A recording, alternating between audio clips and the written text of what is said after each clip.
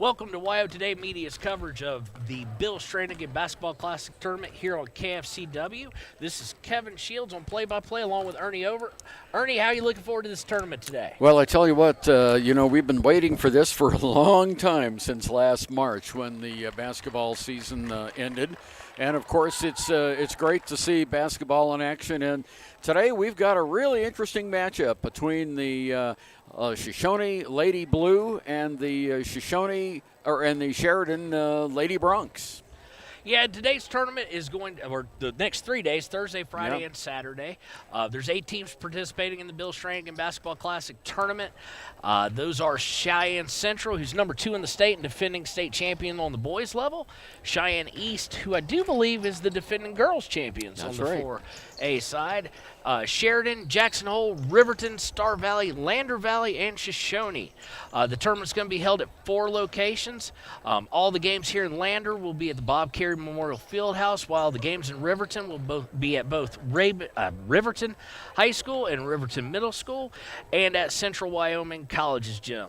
The tournament also features some games with the sophomore and the JV teams, so it's going to be 3 days packed of hoop action.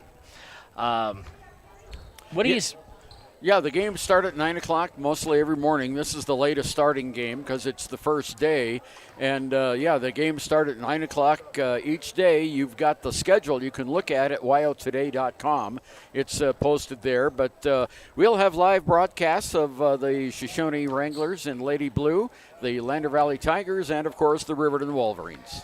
Well, today's pregame show is brought to you today by Bailey's Tire and Auto. Just a little note for anybody looking for the other games. All the Riverton Lady Wolverine and Wolverine games will be broadcast on KTAK with me on the play-by-play. And for at least the first 2, Rusty the Renegade herself will be doing some color work. And the Lady Tiger and Tiger games here at Lander Valley High School will be on KFCW with you and Josh. That's right. Thursdays, boys and girls games with Shoshoni and Sheridan will be broadcast obviously on KFCW. A word of note for the Shoshoni fans tuning in, we did get word that Haley Donaldson is suffering from a meniscus injury. Coach Mills said that's about 12 points and 6 boards that will be unavailable. He's hoping to have her back through the miracle of arthroscopic surgery sometime in January. So he does not return any starters this year. It's all brand new starters, so there's going to be some chemistry to work out. You had a chance, I know, to meet up with him and talk with him yesterday. So what kind of scoop did he give you? Well, Coach Mills recalled that they did graduate 7 players last year, pretty much the starting lineup. Of the players that we have on the roster this year, Sonia Post has played, and we've also had Haley Donaldson who's played, and Megan Harris has played at times last year. So they're not unknown to varsity girls basketball, but they like to control the ball.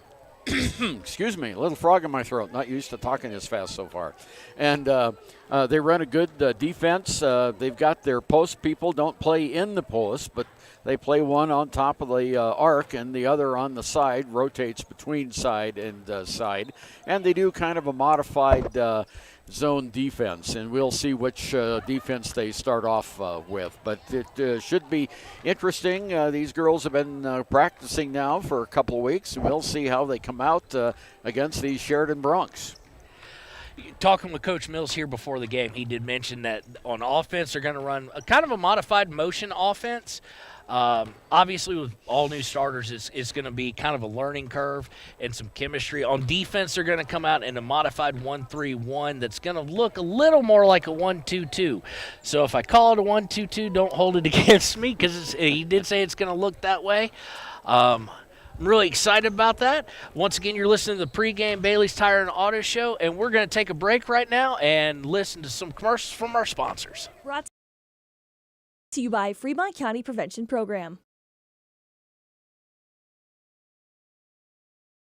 When you purchase your car, do you know if you got the best payment possible? The answer is probably no. Oftentimes, your loan is packed with additional charges that can drive your monthly payment higher than it should be, costing you thousands of dollars more for your car. Hi, this is Patty, and here is your second chance to get the payment you deserve.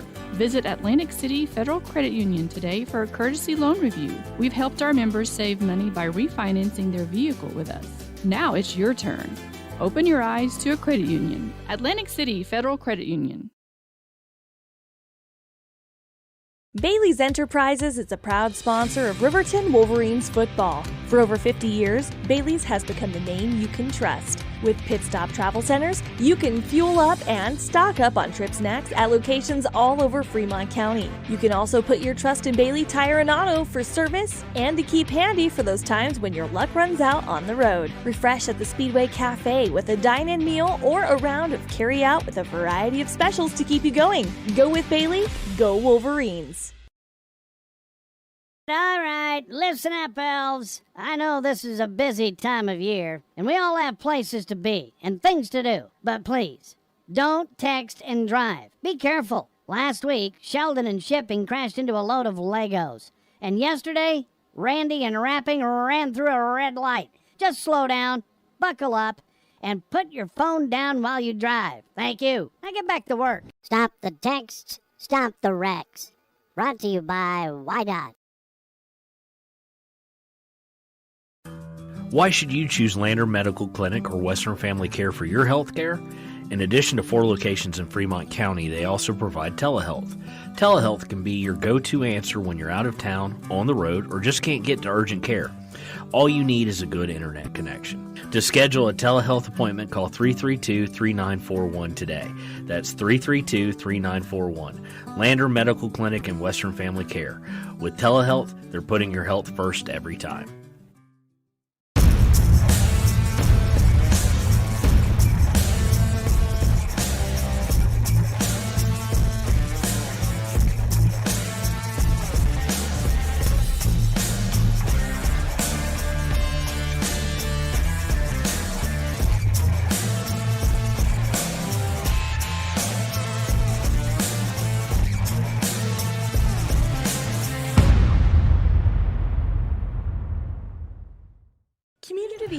Welcome back to KFCW's coverage of Shoshoni Lady Blue basketball.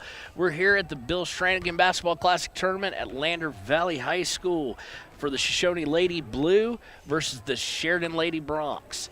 Another additional programming note on Wyo Today Media will be broadcasting today the Wyoming Indian and St. Stephen's High School at their tournaments in Wright and Glen Rock, respectively. Cody Beers and Jason Peterson will have the Chiefs call on KWYW 99.1 Friday at 12 noon. The Eagles game at 3 p.m. and the Chiefs game again at 6 p.m. On Saturday, Cody and Jason will do the Lady Chiefs at Glen Rock at 11 and then the Lady Eagles at 3:30, also from Glen Rock, again on KWYW 99.1. We do have one other roster note for the Lady Blue. It does look like Charmaine Dewey will be out. She's at a drama festival, isn't she? Yeah, she's at the State Drama Festival for the next 2 days. She'll rejoin the team on Saturday. So 2 players missing from the Shoshoni squad, and they've got enough young folks here to make up for that, I think. Well, in a tournament like this, with 3 games in 3 days to really start the season, every single coach that I've talked to so far leading into this tournament has been very wary of the conditioning of their teams. Obviously, volleyball had just ended, football's just ended on the boys' side. And are they in basketball shape? We're going to probably see some coaches throughout this tournament go deeper on their bench, not only deeper on their bench, but deeper as far as minutes played as they go into their depth. So free throws, turnovers, the little things in the fundamentals should be a huge, huge thing to pay attention to. Don't you think, Ernie? Well, absolutely. And at this stage of the season just getting underway, these kids need to hit their free throws when they have the opportunity. I don't know how many hundreds of games I've watched and seen when it's won or lost at the free throw line. So that's a key thing early in the season is to make sure you get those free free throws. Absolutely, because I do expect this to be a pretty foul-heavy tournament just because it is first game of the season. Tight turnaround on the games, conditioning, free throws, boxing out for rebounds. The little things are really going to play a key role in who comes out of this thing feeling good about themselves and who has some work to do. We're about 5:30 away from tip-off. Once again, you're listening to the pregame Bailey's Tire and Auto Show. In other county games this coming weekend, Wind River's boys and girls will be at the Bridger Valley Tournament at Mountain View for a doubleheader, and Du Bois will be at the Carbon County Invitational Tournament at Encampment. Once again, you're listening to Bailey's Tire and Auto. We'll be right back with your starting lineups. Has locations across Fremont County ready to serve you at Du Bois Medical Clinic, Riverton Community Health, and Lander Community Health Pediatrics. We accept all forms of insurance, including Medicaid and Medicare. Are you struggling to get medical care? Ask for their sliding fee scale. From family medicine to pediatrics, community health centers are here to serve you. Call 307-463-7160 or visit chccw.org to schedule your appointment. Central Wyoming College now offers Bachelor of Applied Science degrees in Early Childhood Education and Organizational Management and Leadership, with an emphasis in outdoor education, tribal leadership, or business and entrepreneurial leadership. CWC offers 3 ways to learn: online, virtual, and in person.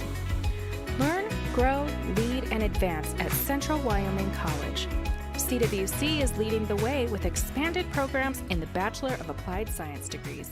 Why should your new floor come from Carpet One? Because we're passionate about the spaces our neighbors call home. We're part of your community, and we're also part of the world's largest cooperative of independently owned and operated flooring stores. So you can be sure you'll get great selection and outstanding value with every installation. Whether it's carpet, hardwood, tile, or luxury vinyl, our experts take the guesswork out of choosing the right floor.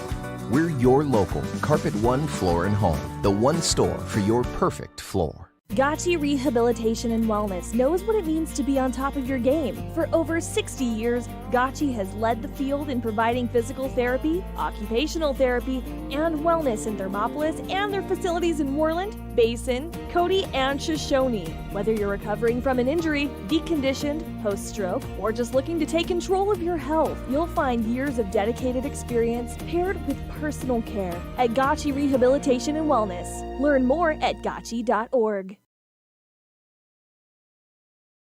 Is your resolution this year to be healthier? You may have made a commitment to improve your physical health, but don't forget about your financial health. Atlantic City Federal Credit Union is listed as one of the healthiest credit unions in the U.S., and we are the healthiest credit union in Wyoming, according to depositaccounts.com. Don't risk having your accounts anywhere else. Become a member today and accomplish your first resolution by becoming healthier. Financially speaking, that is. Federally insured by NCUA. Open your eyes to a credit union. Atlantic City Federal Credit Union. Welcome back to the Bailey's Tire and Auto pregame show here on KFCW. We are at the coach. We are at Strannigan. Oh, yeah, the bill. I'm sorry, I was looking at both benches. Yeah, covering Shoshoni Lady Blue. With it being the first game of the season, we're going to go ahead and run down real quick the rosters. Ernie, what you got for the Sheridan Lady Broncs? Well, not much because they were not very forthcoming with their rosters, but we do know that the traveling team today includes Maddie DeLitt, Abby Olson, Hannah Studi, Hannah Studi, Devlin Cole, Avery Quarterman, Maddie Kochke, Kaylee Chase, Addie Pendergrast, and Jenny Wilson, and their coach, Christy Spielman. All right, and for the Shoshoni Lady Blue basketball team, this year, Jerika Hewley, a junior 5'6" guard, a 5'1" guard, and Charmaine Dewey, who is at the drama junior. Kaylin Post, a freshman 5'2" guard. Sonia Post, a junior 5'4" guard. Sway Fike, a freshman 5'2" guard. Sophomore Abigail Jennings, a 5'6" guard. Junior 5'8" Haley Donaldson is on the roster. Obviously, she's out with that meniscus tear, as we mentioned previously. Sophomore at 5'8", a forward, Abigail Gowett. A freshman at 5'7", a forward, Megan Harris. A 5'6" guard, freshman, Morgan Donaldson. and a sophomore 5'9" forward in Tanya St. Clair. The coaches are head coach Max Mills and Rachel Rapp. The managers for the Lady Blue are Cammie Cornell and Megan Gardner. We're going to take a break real quick, and we'll be back with your official starting lineups here on the Bailey's Tire and Auto KFCW pregame show. Your car or truck is an investment. When it needs repairs, you need someone you can trust to do the job right. Take it to Gunners Automotive. They repair all makes and models of cars and trucks, from oil changes to brakes, tires, and more. Gunners Automotive, 856-2288. Riverton's Hampton Inn & Suites is proud to sponsor our youth athletics in Fremont County. Fremont County's school athletics provide our youth timeless experiences and lessons that can lead to success for life. Setting goals, teamwork, and hard work make young athletes into good citizens.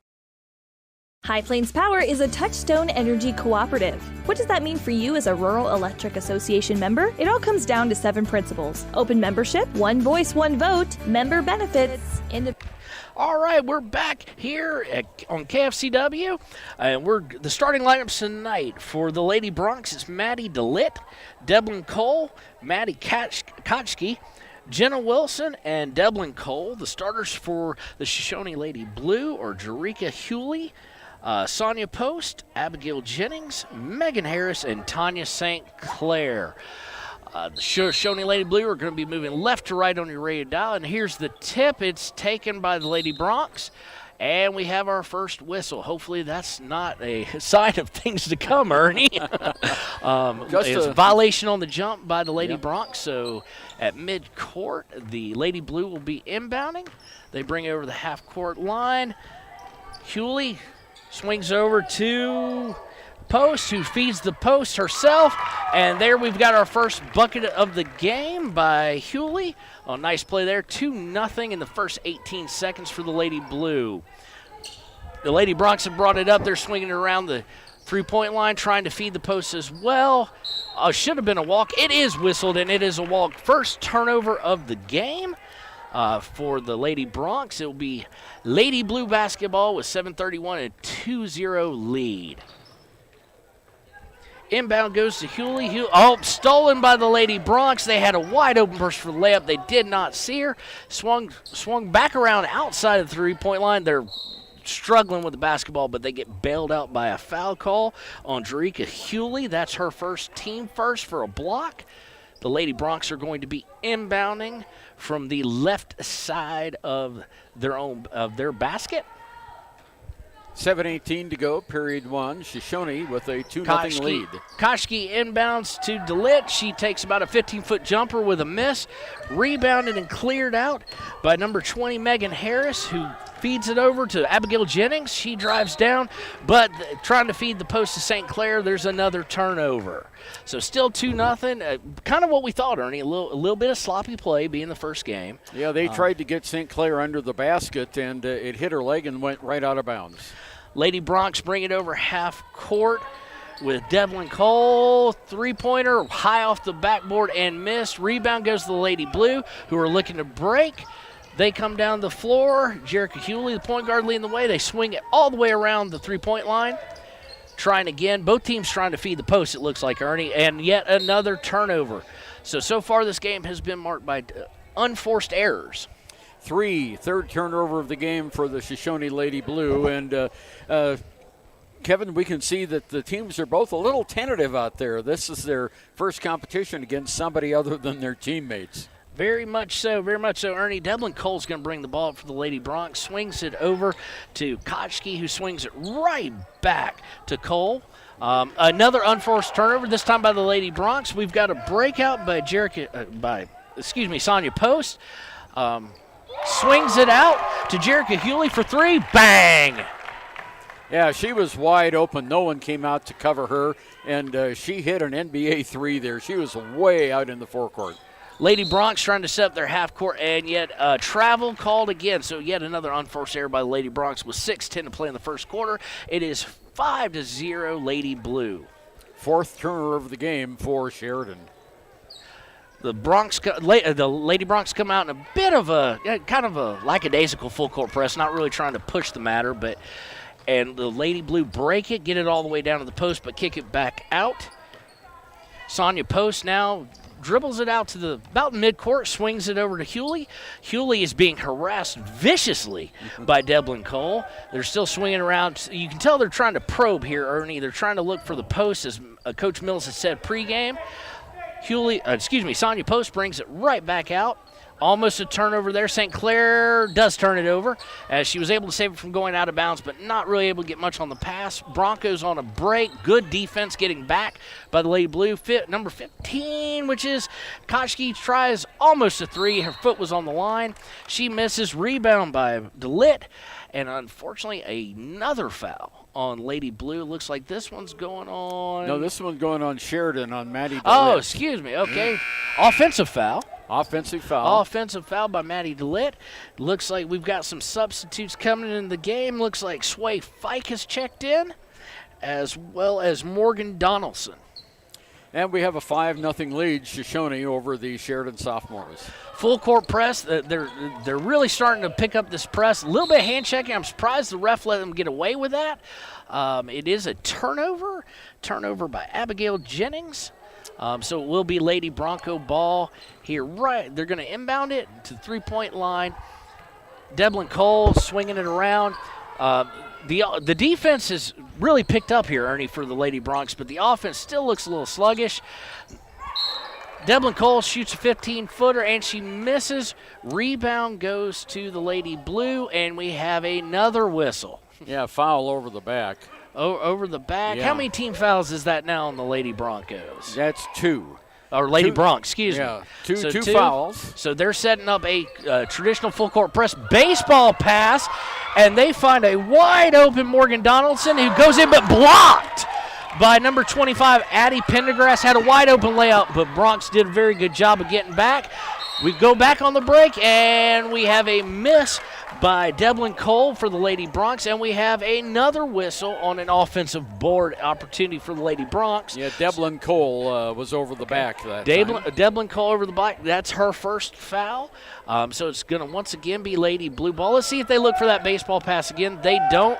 The Bronx in a full court press. They break and get to St. Clair. St. Clair picks up her dribble around the three-point line, feeds it down with a very nice pass to Sonia Post, who cannot convert on the layup. Bronx get the rebound. Addie Pendergrass brings it down the court. She's going to try a three, and she's off the front and back iron, and it's going to go out of bounds on a rebound attempt by the Lady Bronx. It will be Lady Blue ball with 4:33 to go. Still 5-0. You can tell the intensity's picking up, Ernie, but the execution hasn't really caught up to it yet. Yeah, Sheridan is playing a little sloppy right now on the offense. Inbound, and the full court press does cause turnover this time. Lady Bronx forced the turnover at half court. Devlin Cole with the ball. She's going to swing it over to Maddie Katschke, Oh, drives the lane and travel again. I think that is the third traveling call and about the fifth unforced turnover on the Lady Bronx. So we've got a timeout on the floor. We're going to take it with them. You're listening to Lady Blue basketball here on KFCW. We'll be back in a moment. Cooperation and community. To understand how it all works, we're headed back in time. In 1879, electricity was in major cities, but rural areas were out of luck. In 1935, President FDR made it possible for companies to build power lines to unserved areas. By the time we hit 1941, some 400 electric co-ops had been organized to serve rural America, just like High Plains Power. For more information, visit highplainspower.org.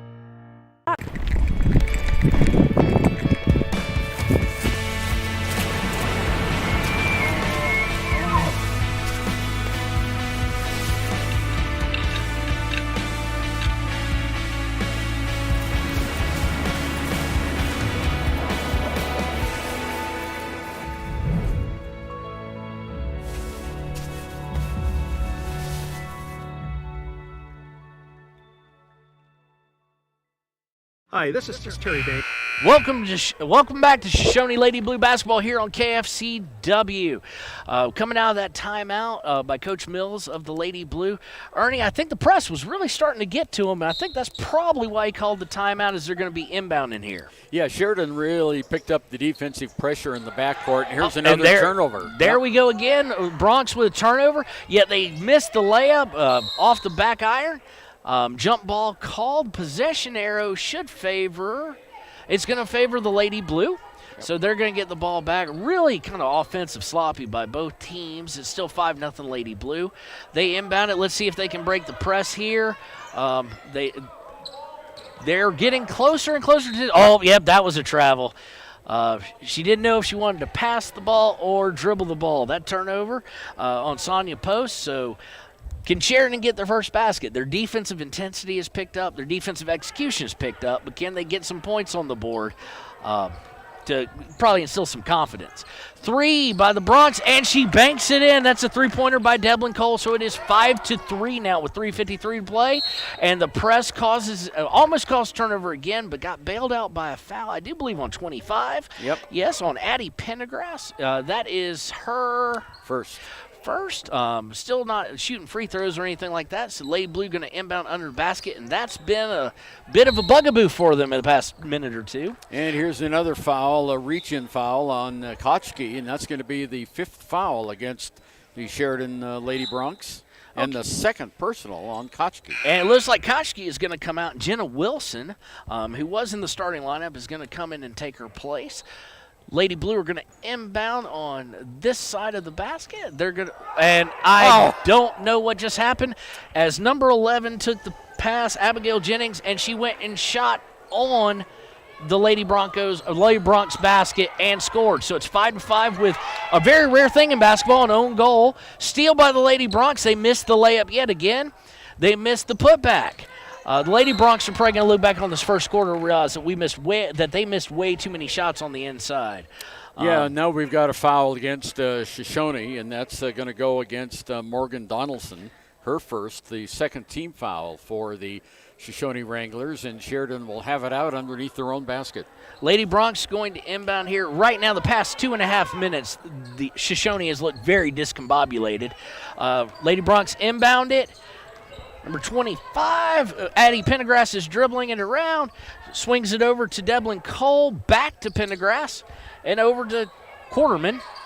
They get it inside again and miss another 4-footer, get the rebound, miss it. St. Clair with the rebound, outlet pass a little too far, but Abigail Jennings is able to get it, but blocked. And we have a foul. The foul's going to go against the Lady Blue. Yeah, first foul on Abigail Jennings. It was a really nice block. Second block of the game by the Sheridan Lady Bronx. Coming into the game now for Shoshoni, Abby Gowett. And coming out of the game is Tanya St. Clair. Also leaving the contest, Abigail Jennings. And coming in is Sway Fike. Abigail Gowett, I think the second tallest person on the team, along with Donaldson, who's injured. The Bronx bring it up court. Swing, turnover, steal by Sonia Post. Post is going to keep it a little too long, almost had her pocket picked. But thanks to the quick thinking of Morgan Donaldson, they're able to get it back and set up their half-court offense. And now it looks like the Bronx Ernie are setting up in a very aggressive half-court offense. They do get the steal by Devlin Cole. Looks like they were able to get a foul called. It looks on Jarrett. Looks like it's on Hewley. Yeah, she had a reach in that time as the ball was stolen. The defensive pressure by the Sheridan Lady Bronx is making all the difference in this game. They trailed 5-0. And then Coach Spielman put on the full court press, and the game is now tied. They inbound the ball and swing it over to Kaylee Chase, who is good from 15. 7-5, the Lady Bronx with their first lead, and we have another whistle. It's a travel yet again on the Lady Blue. That's about our 4th or 5th travel of the game. You know what they say about what you were talking about, that defense. Defense never quits. It's all about effort. It's not about skill all the time. Right. So in a game this early in the season, defensive intensity can really swing the tide. Bronx are swinging it around the three-point line, kind of probing a 15-foot jumper by Chase is off the back. They do get the rebound, and it is put back and in by Avery Quarterman. So it's 9-5. So we're on a 9-0 run by the Lady Broncs over the good girls from Shoshoni. They bring it up. Shoshoni swings it back out to the three-point line, and they're going to probe a little bit on the outside, try and feed the post, and yet another steal, this time by Kaylee Chase. Boy, Kaylee Chase, since she came in for the Broncs, has had a great impact. Fast break opportunity is up and good by Pendergrass. So it's 11-0 run now by the Lady Broncs. They set up their full court press. It looks like, yes, the Lady Blue are going to be able to break it, and I think they just missed an out-of-bounds call. I think that foot was on the line. But do we have another steal? We're going to have a jump ball here. The intensity of Lady Bronc full court press is making the entire difference in this game so far. And the alternating possession is going to go now to Sheridan. Looking at the turnovers, Kevin, 7 turnovers by Sheridan and 11 by Shoshoni. And this is just the first period with 90 seconds to go. Indeed it is. And that number right now I think is going to get substantially larger. Broncs running the half court, and they get the shot up and one. Yeah, scoring that was Jenna Wilson. That's her first. And the personal foul is whistled against Gowett. So fourth team foul by Shoshoni, and checking back in for the Lady Blue, Kaylin Post. And coming out now, we have Hewley, and also coming out, I can't see the number down there, was Ponytail's getting in the way. That's right. The free throw by Wilson is up and off the side iron, but it is rebounded, but goes out of bounds. Referees kind of discuss it a wee bit, and then they're going to signal it is Lady Blue basketball. I'll tell you, Jenna Wilson started this game for Sheridan, and when she went out and then came back in, that's made a world of difference in her game, too. Yeah, it sure has. Inbounded by Lady Blue. The full court press is on. They're still in the backcourt, swinging the ball, looking. Looks a double dribble called on Morgan Donaldson. I'll tell you right now, it does look like Shoshoni is extremely mentally confused about what's going on. They can't break the press. They stay in the backcourt and throw it to each other instead of moving the ball down court. Obviously, my first year, I don't know if Sheridan's ever is substantially going to press most of the years, if it's something they could have really prepared for or known it was coming. So Lady Broncs got the ball in their half court. They're getting it into the post. Swings back out for three. The three is up and off the front rim. Rebounded by Abigail Gallett, but stolen right away from her. And now we have everything on another shot missed and a travel called against Abigail Jennings as she went up for the board. Well, that could have gone either way that time. We had 3 players with their hand on the basketball, but the call went against Shoshoni. Quite a bit of contact allowed there on that one. The Lady Broncs inbounds the ball. They drive to the post. Easy, uncontested layup in the half court by Jenna Wilson. Lady Blue get it in quickly and get it to the half court, beating the press, but throw it well over the head of, I do believe, who was that pass intended for Abigail Gallett? So another turnover on the Lady Blue. They just tried to go too fast there. Sorry, Kevin. They tried to go too fast down the court. Inbound by the Lady Broncs. Could be a steal. It's going to be tipped, so no. It is going to be a steal. What a heck of a play by Morgan Donaldson. And we've got another jump ball as they both dive onto it. We got 9.4 seconds left. 15-5. Sheridan leads. Keep in mind, the Shoshoni Lady Blue led this game 5-0. So we are in about 5-6 minute 15-0 run.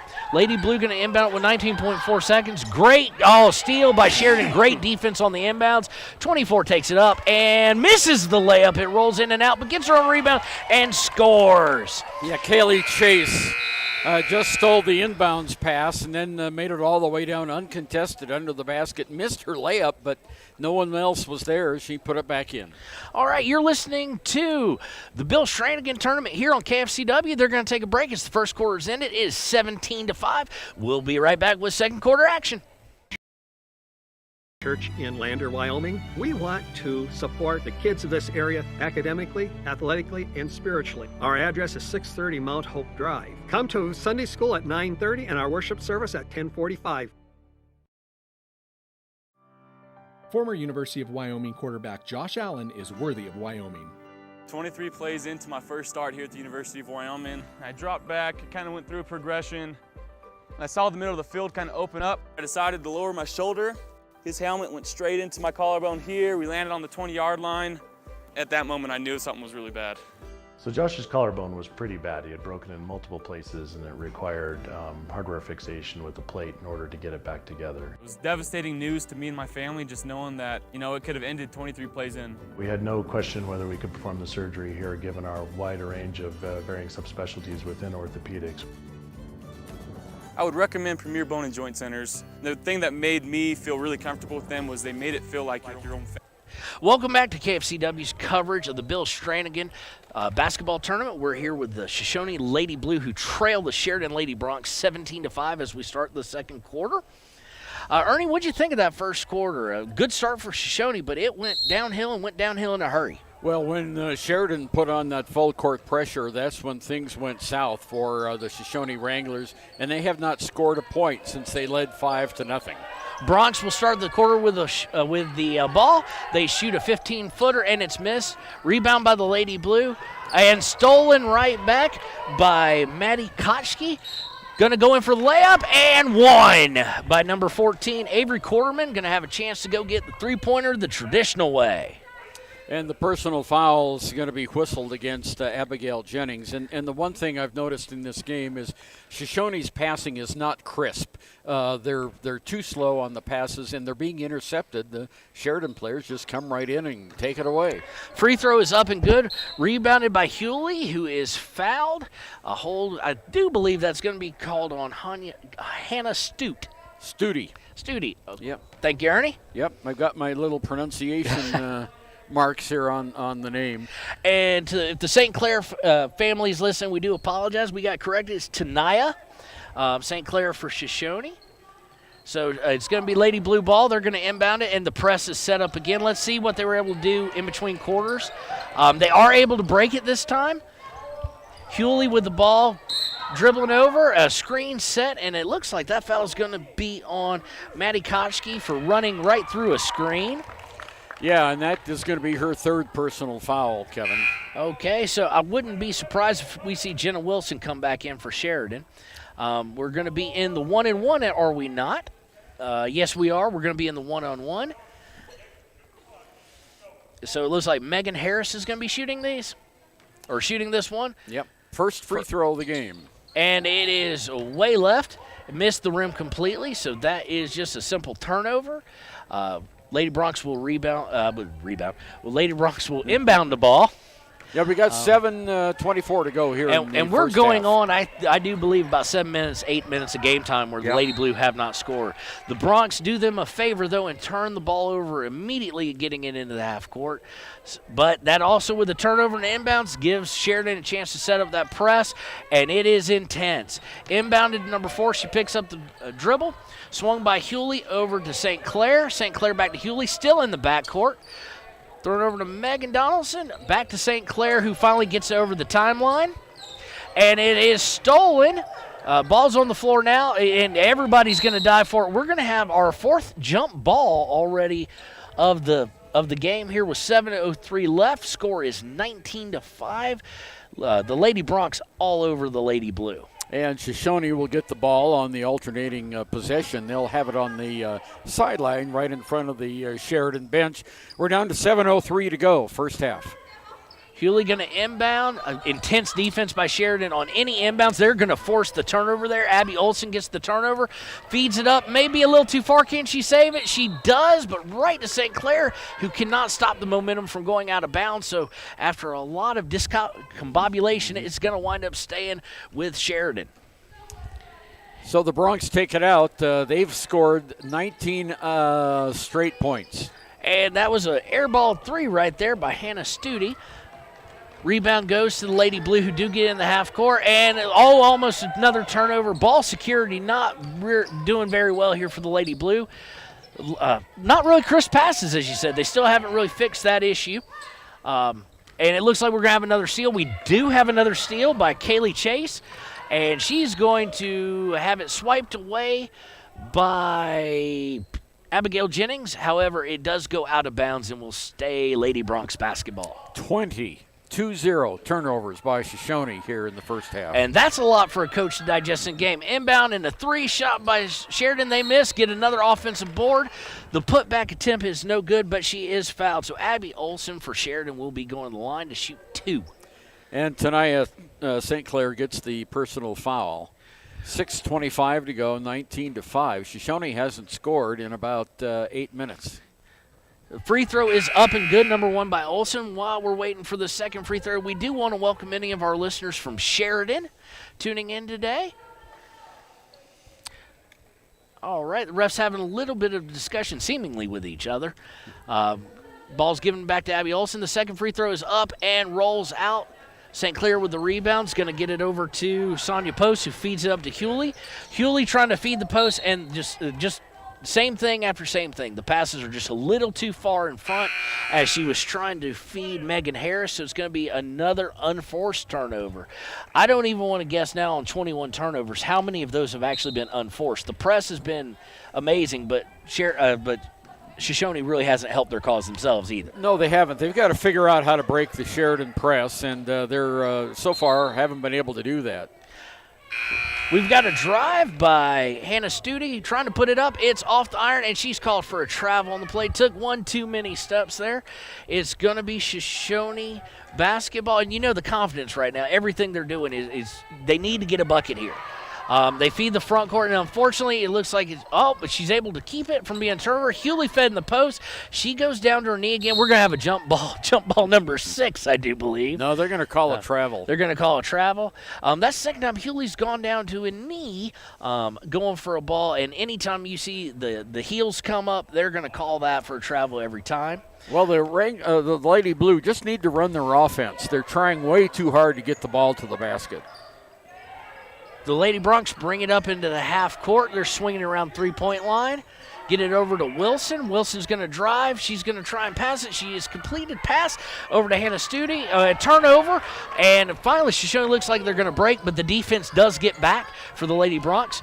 Swinging around the three-point line. Three-point shot, and bang! Three-pointer by Megan Harris to finally kick the cap off that bottle. Yeah, now 12-point lead by Sheridan, 20-8.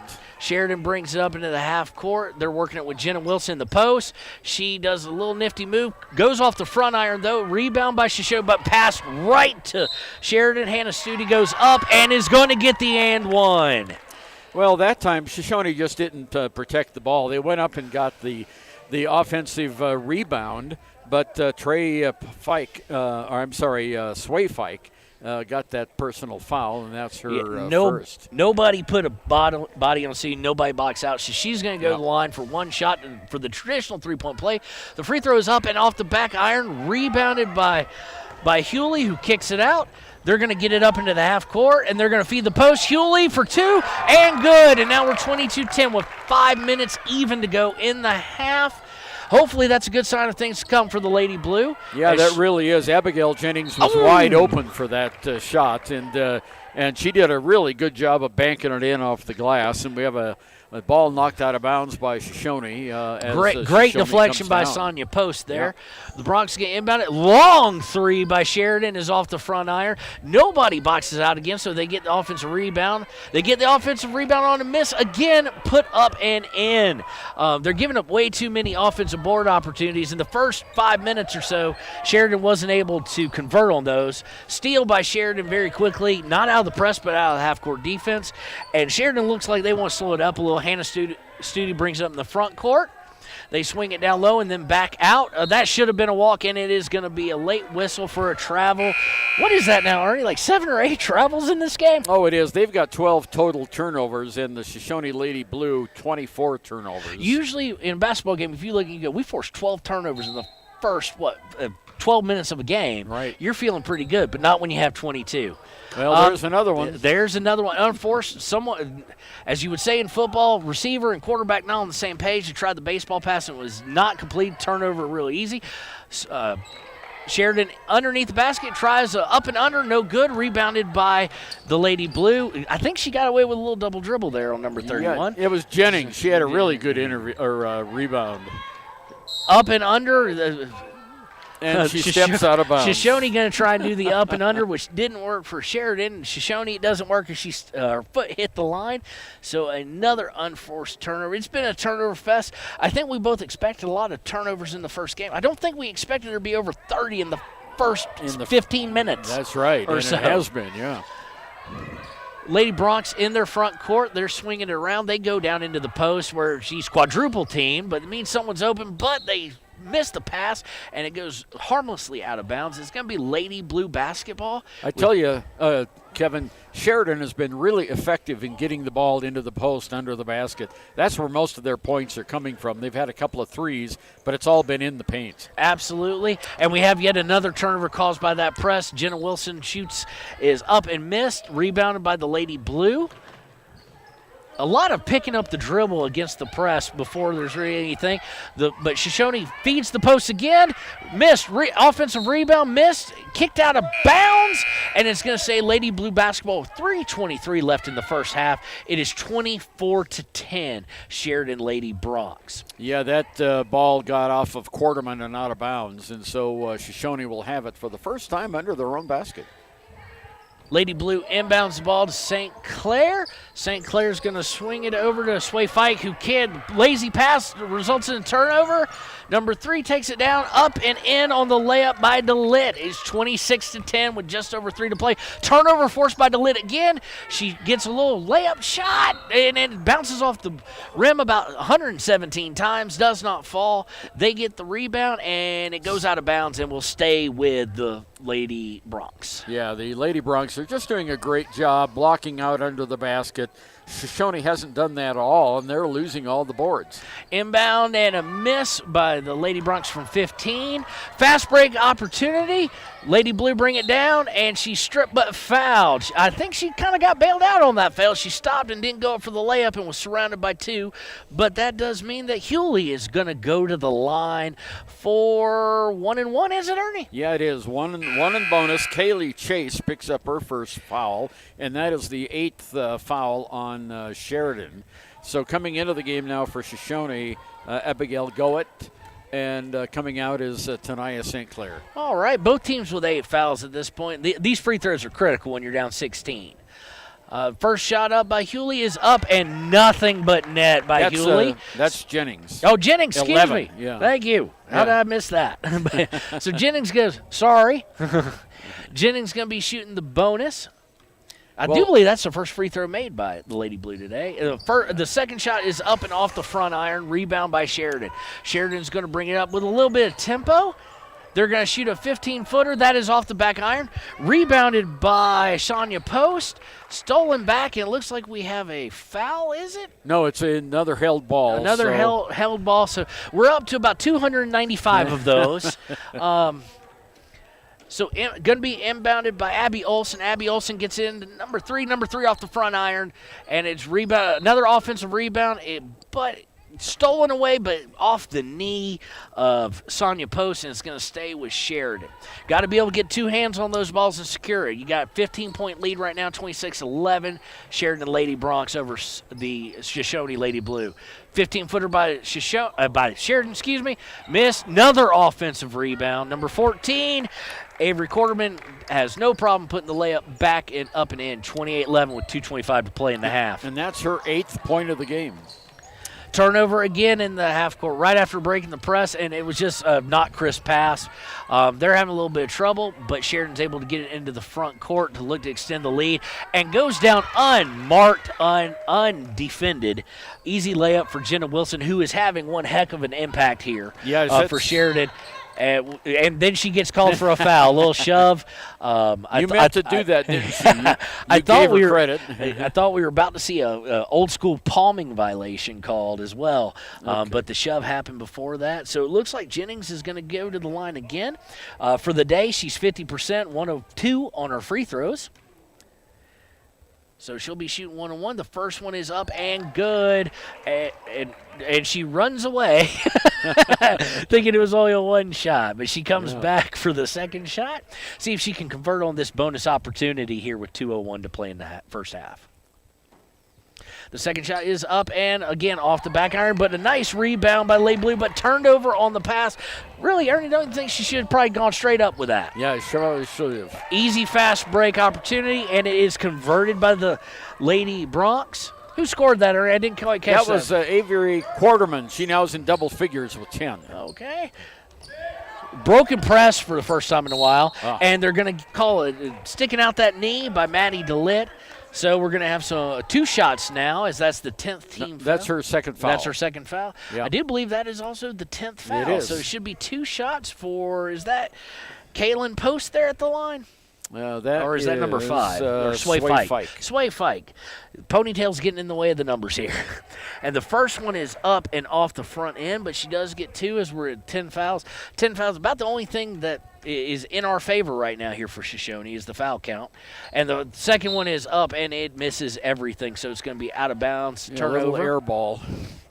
So buck 39 to go here in the first half. 32-12, 20-point lead by the Lady Bronx from Sheridan. Olsen brings it up. Is going to kick it out number 3.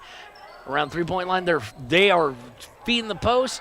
They feed it right back out. 14 takes about a 19-footer. It's up and off. And Jenna Wilson gets the rebound and puts it back. That is her 8th point of the game. Shoshoni brings it up into the front court. They're going to swing it. They're looking for the post, and another steal off of a pass. Trying to get that pass up and over Jenna Wilson. That's not going to happen when you're giving up about 4 to 5 inches. Number 3 for Sheridan for 3. In and out of the basket. Yet another offensive rebound. Fed back to Jenna Wilson, who goes up for 2 and is able to convert. 55 seconds left in the first half. It is 36-12 Sheridan.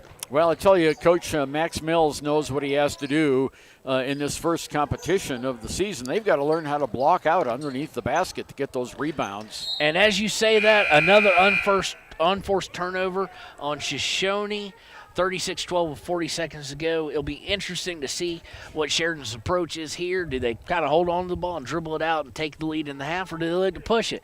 Right now, as well as they're playing with their defense, I'd probably look to push it. What about you, Ernie? Well, I think that's what they're going to do, and I'll tell you a little story at halftime about their offensive set.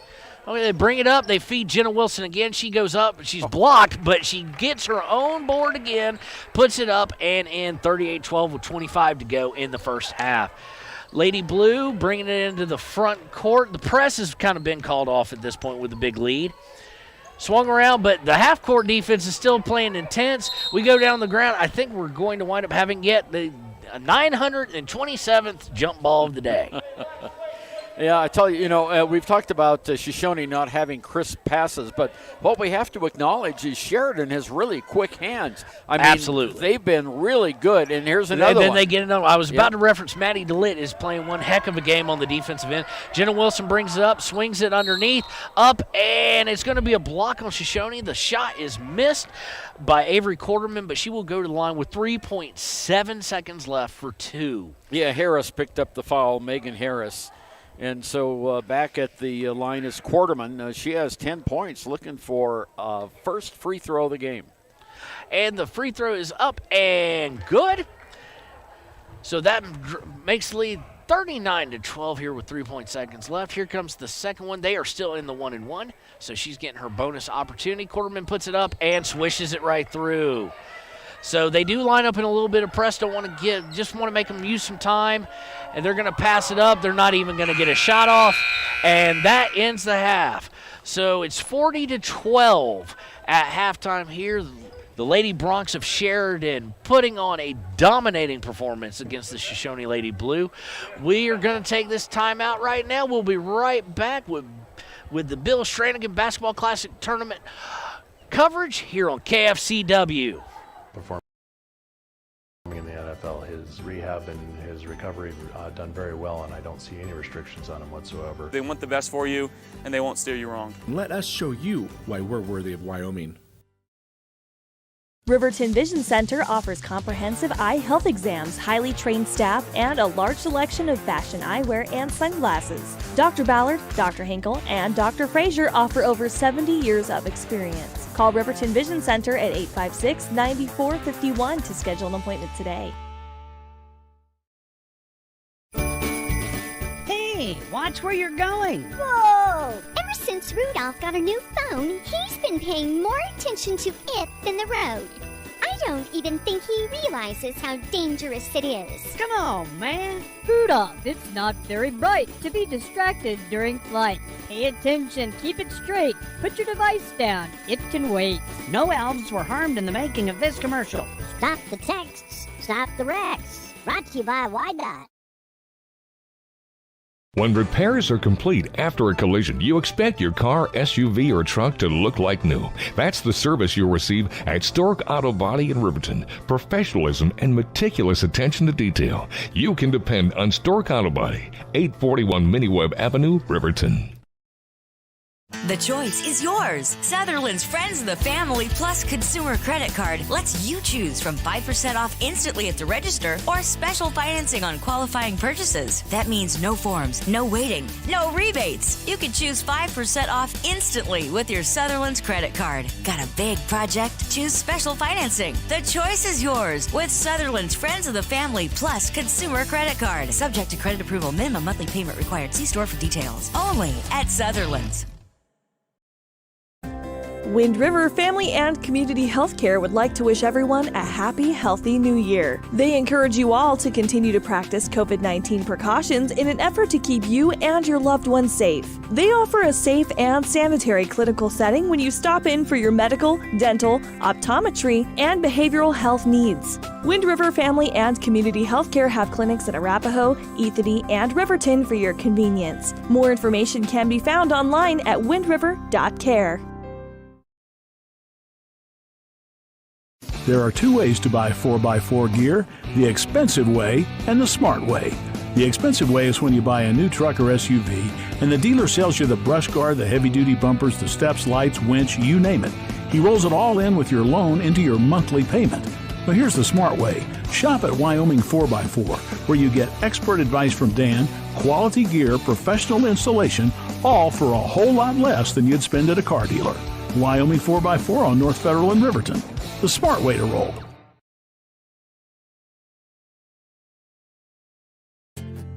From one corner of the state to the other, over 82% of Wyomingites wear their seatbelts. And to the 18% who don't, we say, let's buckle up for life, Wyoming. In any sport, athletes face the chance of sustaining an injury. According to the Athletic Training Association, 90% of student athletes reported some sort of sports-related injury. What's more, is 54% report playing while injured. For various reasons, sports-related injuries are increasingly leaving our youth at risk of exposure to opioid-based pain medication. Fremont WhenTheGameSlowsDown.com is here to help navigate monitoring medication, social support, and suggestions on what to do when the game slows down. Brought to you by Fremont County Prevention Program. Welcome back to KFCW's coverage of the Bill Strannigan Basketball Classic Tournament. Here as we are at Game 1 with the Shoshoni Lady Blue facing the Sheridan Lady Bronx. Score is at the half 40-12. Sheridan leads. The full court press of Sheridan has been really just way too much. Ernie, what do you got as far as some halftime stats for us? Well, on here on the Sutherland's halftime show. Yeah, on our Sutherland's halftime show, Shoshoni, as you've just heard, has only 12 points in the game. They opened the game on a 5-0 run, and then a little bit of a boo-boo as scoring for Sheridan was Abigail Jennings. She got a tip from inside, turned around, went to the basket and scored, but that was for Sheridan. So she has a total, well, let's see, Abigail, where am I at here? Okay, Jerica Hewley has 1-3 for 3 points. Abigail Jennings has 2 baskets, 2 for 4 from the line, 6 points. Megan Harris is 0 for 1 from the line with 1 tray in the game, and that's 12 points. On the other side of the ledger, Maddie DeLitt has 1 basket, 2 points. Abby Olson 1 for 2 for 1 point. Hannah Stutey has 1 basket for 2 points. She missed her only free throw. A tray for Devlin Cole, 3 points in the game. Avery Quarterman has really been working the inside the paint. She has 5 field goals, 2 for 2 from the line, total of 12 points, double figures at halftime. Kaylee Chase came in, hit a couple quick baskets, and then added one more in the second period for 6 points. Addie Pendergast has 1 basket for 2 points, and Jenna Wilson and Quarterman have been playing the paint really well. She has 10 points, all on field goals, and then the 2 points scored by Shoshoni for Sheridan on Jennings. So that's 2 players in double figures, a total of 13 turnovers for the Lady Bronx in the first half of play, 32 turnovers for the Shoshoni Lady Blue. And as you mentioned, Kevin, it was when they put the full court press on, that was the end of the first half of game because Shoshoni could not handle it.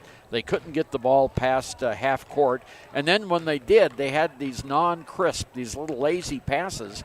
Sheridan, with their quick hands, were able to knock them away. Sheridan has been really, really good on defense. And, of course, the one thing we also want to mention, Kevin, is that 7 players graduated from this Shoshoni High School team last year. None of the starters are back. They all graduated. So this is a very young Shoshoni team, and they're being tried by fire here at the Bob Carey Memorial Fieldhouse in Lander. Absolutely, and it's a team that's coming off a 15-8 season for Coach Mills last year. And as he had mentioned, graduating 7, losing all of your starting 5, having Haley Donaldson out for the game with her meniscus injury, the drama competition for Charmaine Dewey. However, still, as a coach, he what do you do at halftime when you're in the midst of a 47 run against you? That's going to be the real big question. But we've got 2:30 left until the beginning of the second half here at the Sutherland's halftime show. And we're going to be back with second half action between the Lady Blue and the Lady Bronx here. Stay tuned. When you purchase your car, do you know if you got the best payment possible? The answer is probably no. Oftentimes, your loan is packed with additional charges that can drive your monthly payment higher than it should be, costing you thousands of dollars more for your car. Hi, this is Patty, and here is your second chance to get the payment you deserve. Visit Atlantic City Federal Credit Union today for a courtesy loan review. We've helped our members save money by refinancing their vehicle with us. Now it's your turn. Open your eyes to a credit union. Atlantic City Federal Credit Union. Bailey's Enterprises is a proud sponsor of Riverton Wolverines football. For over 50 years, Bailey's has become the name you can trust. With Pit Stop Travel Centers, you can fuel up and stock up on trip snacks at locations all over Fremont County. You can also put your trust in Bailey Tire and Auto for service and to keep handy for those times when your luck runs out on the road. Refresh at the Speedway Cafe with a dine-in meal or a round of carry-out with a variety of specials to keep you going. Go with Bailey, go Wolverines. All right, listen up, elves. I know this is a busy time of year, and we all have places to be and things to do. But please, don't text and drive. Be careful. Last week, Sheldon and Shipping crashed into a load of Legos. And yesterday, Randy and Wrapping ran through a red light. Just slow down, buckle up, and put your phone down while you drive. Thank you. Now get back to work. Stop the texts, stop the wrecks. Brought to you by YDOT. And welcome back to KFCW's coverage of the Bill Strannigan Basketball Classic Tournament here at Lander Valley High School. About 30 seconds left before we tip off the second half. Again, the Sheridan Lady Bronx lead the game 40-12 over the Shoshoni Lady Blue and are in the midst of a 40-7 run. The Lady Blue came out and scored the first 5, and then the press hit, and it has been all downhill since. Yeah, it's all uphill for Sheridan. You ask the question, what did Max Mills tell his team at halftime? And I can pretty well guess, calm down, slow down, run the offense. They've got to work on their press breaker, and they were more successful at that at the late stages of the second quarter than before. So now we're going to have Sheridan with the basketball first, and taking it out of bounds is Maddie DeLitt, and with the call of the game, here's Kevin Shields. All right, Sheridan's going to be moving left to right on your radio down. They bring it up into the half court. Swinging her around, once again feeding the post to Jenna Wilson. Jenna Wilson passes off to Chase, and she misses. Bringing it back down. Jennings with the ball, swinging around the top. Looks to be, could have been a wide open three. They try and feed the post and pass it right to Sheridan, who looks to break out of that. Brought up the floor by Wilson, who's going to slow it down, and now they're going to set up into their half-court offense. They get it down into the post, up and missed. That should have probably been a whistle, as I think it hit underneath the backboard, but the rebound does go to Sheridan. Sheridan swings out, shoots a three, airballed it from long distance. You always wonder when a post player like Jenna Wilson takes a three, what goes through the coach's mind. It's one of those no unless it goes in, and then, of course, it's yes. Tanaya St. Clair had a really good block 2 trips down the floor ago, and that really kept Sheridan from scoring. Three by Sheridan is completely misses, by Shoshoni completely misses everything. Sheridan brings it back into the front court. It does look like Sheridan's looking to run a little more half-court style, but also looking into the post. They swing it around. 19-footer by 14 is in and out. Rebound by Tanaya St. Clair. And it looks like the Lady Blue are going to try and push it. They get it all the way up to Abigail Jennings, who feeds. That was a very nice pass into the middle and completely shot, misses everything. Rebound by Shoshoni. Shoshoni's going to bring it back and reset the half court. Yeah, they got an offensive board that time. Yeah, which have been few and far between for Shoshoni, but in a plethora of them for Sheridan. And there we have another unforced turnover. That I do believe is first turnover of the half for Shoshoni. But what does that bring them up to total now? 33. 33 turnovers. And unless, as much as we're saying Sheridan's up, for those who are listening to Sheridan, have been playing very well defensively. They've had a lot of turnovers, but they've not had as many. No, only 13 for the Lady Bronx. Sheridan's going to bring it up into the half court. They're going to swing it around to the left side of the three-point line, going up to the top of the key, back out the three-point line. Dribble drive, but kicked back out. Dribble again into the post, kicked back out. 14 looking to feet. She's double team, finds number 3, who puts it up off the backboard, no good. Offensive rebound, however, and finger rolled and in by Kaylee Chase to make the score 42-12 with 5:55 to go here in the third quarter. That's her 8th point of the game, and they've all been on baskets. Shoshoni brings up the half court, and they're going to get just not a great day for Hewley. She's going to get hit with another unforced turnover on the walk. That's about realistically, probably about walk number 12 or 13 total in the game. Sheridan going to bring it up. It looks like they're in a more traditional 1-3-1 now for Shoshoni.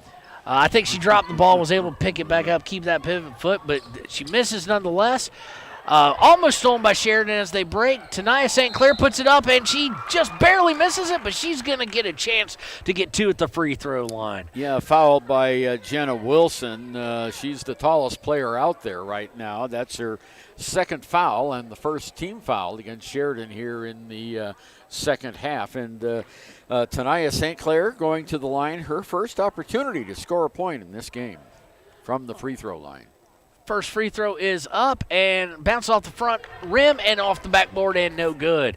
She'll get another one here as it was a shooting foul. That was really the first play, wouldn't you say, in a while that we've seen that was really well executed, even though they didn't score on it. The second shot is going to be up and good. 42-13 with 5:28 to play in the third.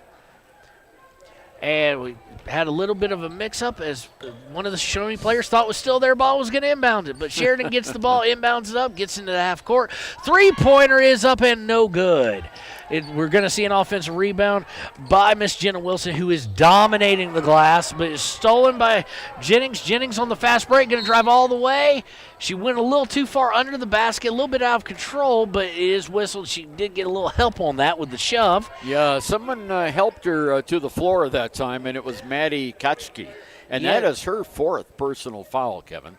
She comes out of the game right away. Yeah, she's got to come out. Who comes into the game for her here? Devlin Cole. Devlin Cole in the game. So Shoshoni going to inbound the ball, gets out around the three-point line, swinging it around, and we're going to get a foul. A little bit too over aggressiveness by Sheridan's Devlin Cole there. Went to swipe at the ball. That was in the possession of Sonia Post. She had it above her head and got more wrist than anything else. Well, she just came into the game and wanted to make a statement, and unfortunately drew the foul. 5:06 to go, third period, 42-13, Sheridan.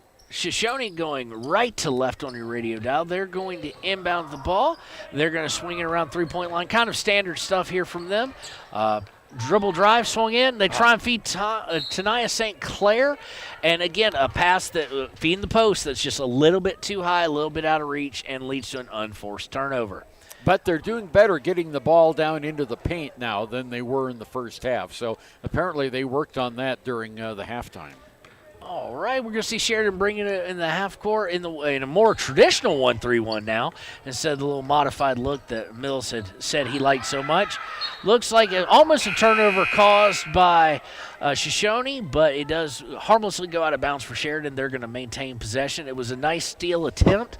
You'd hope that the guard was able to bend down. I think Shoshoni thought it was off Sheridan and didn't really make an effort to get to it before it went out of bounds. Sheridan's going to inbound it. They're going to dribble all the way around the court, up for a layup. Pretty much uncontested and good for Devlin Cole. 44-13 with 4:33 to play in the third. And that's her 5th point of the game. And here's a little inattention. Abigail Jennings was going down the court, and the pass was to her. And she wasn't looking for it. And fortunately for her, it bounced right off of her and a Sheridan player and out of bounds. All right, going to do the inbound set. They're going to baseball pass it underneath, just a little bit too high, but she was able to maintain control. But did she step on the line? Yeah. She did. So once again, a pass being a little good idea, not well executed, and it's going to lead to another unforced turnover. And, in retrospect, we probably should have kept unforced turnovers because, God, we've got a bunch. Well, this is the first game, and the team is not really accustomed to playing someone other than themselves, their teammates. Three-pointer up and missed by Sheridan. They're able to secure the offensive rebound. Long shot by number 3 and Maddie DeLitt, and she is able to bank it in. 46-13 here with 4 minutes dead even to play in the third. Well, number 3 hit the tray that time. So, 46-13, and there's a They steal. gave her a three-point shot on that? Yep. Foot was on the line. Yeah. Maddie DeLitt gets the kick after a steal and puts it up. She's having one heck of a second half here. Yeah, she sure has. 48-13 now with 3:40 to go, third period. So we are looking at a 48-8 run since it was 5-0. Yeah. Yeah, Shoshoni started out real strong, and then we had that unfortunate error by Jennings, who scored a point for Sheridan and put them on the board.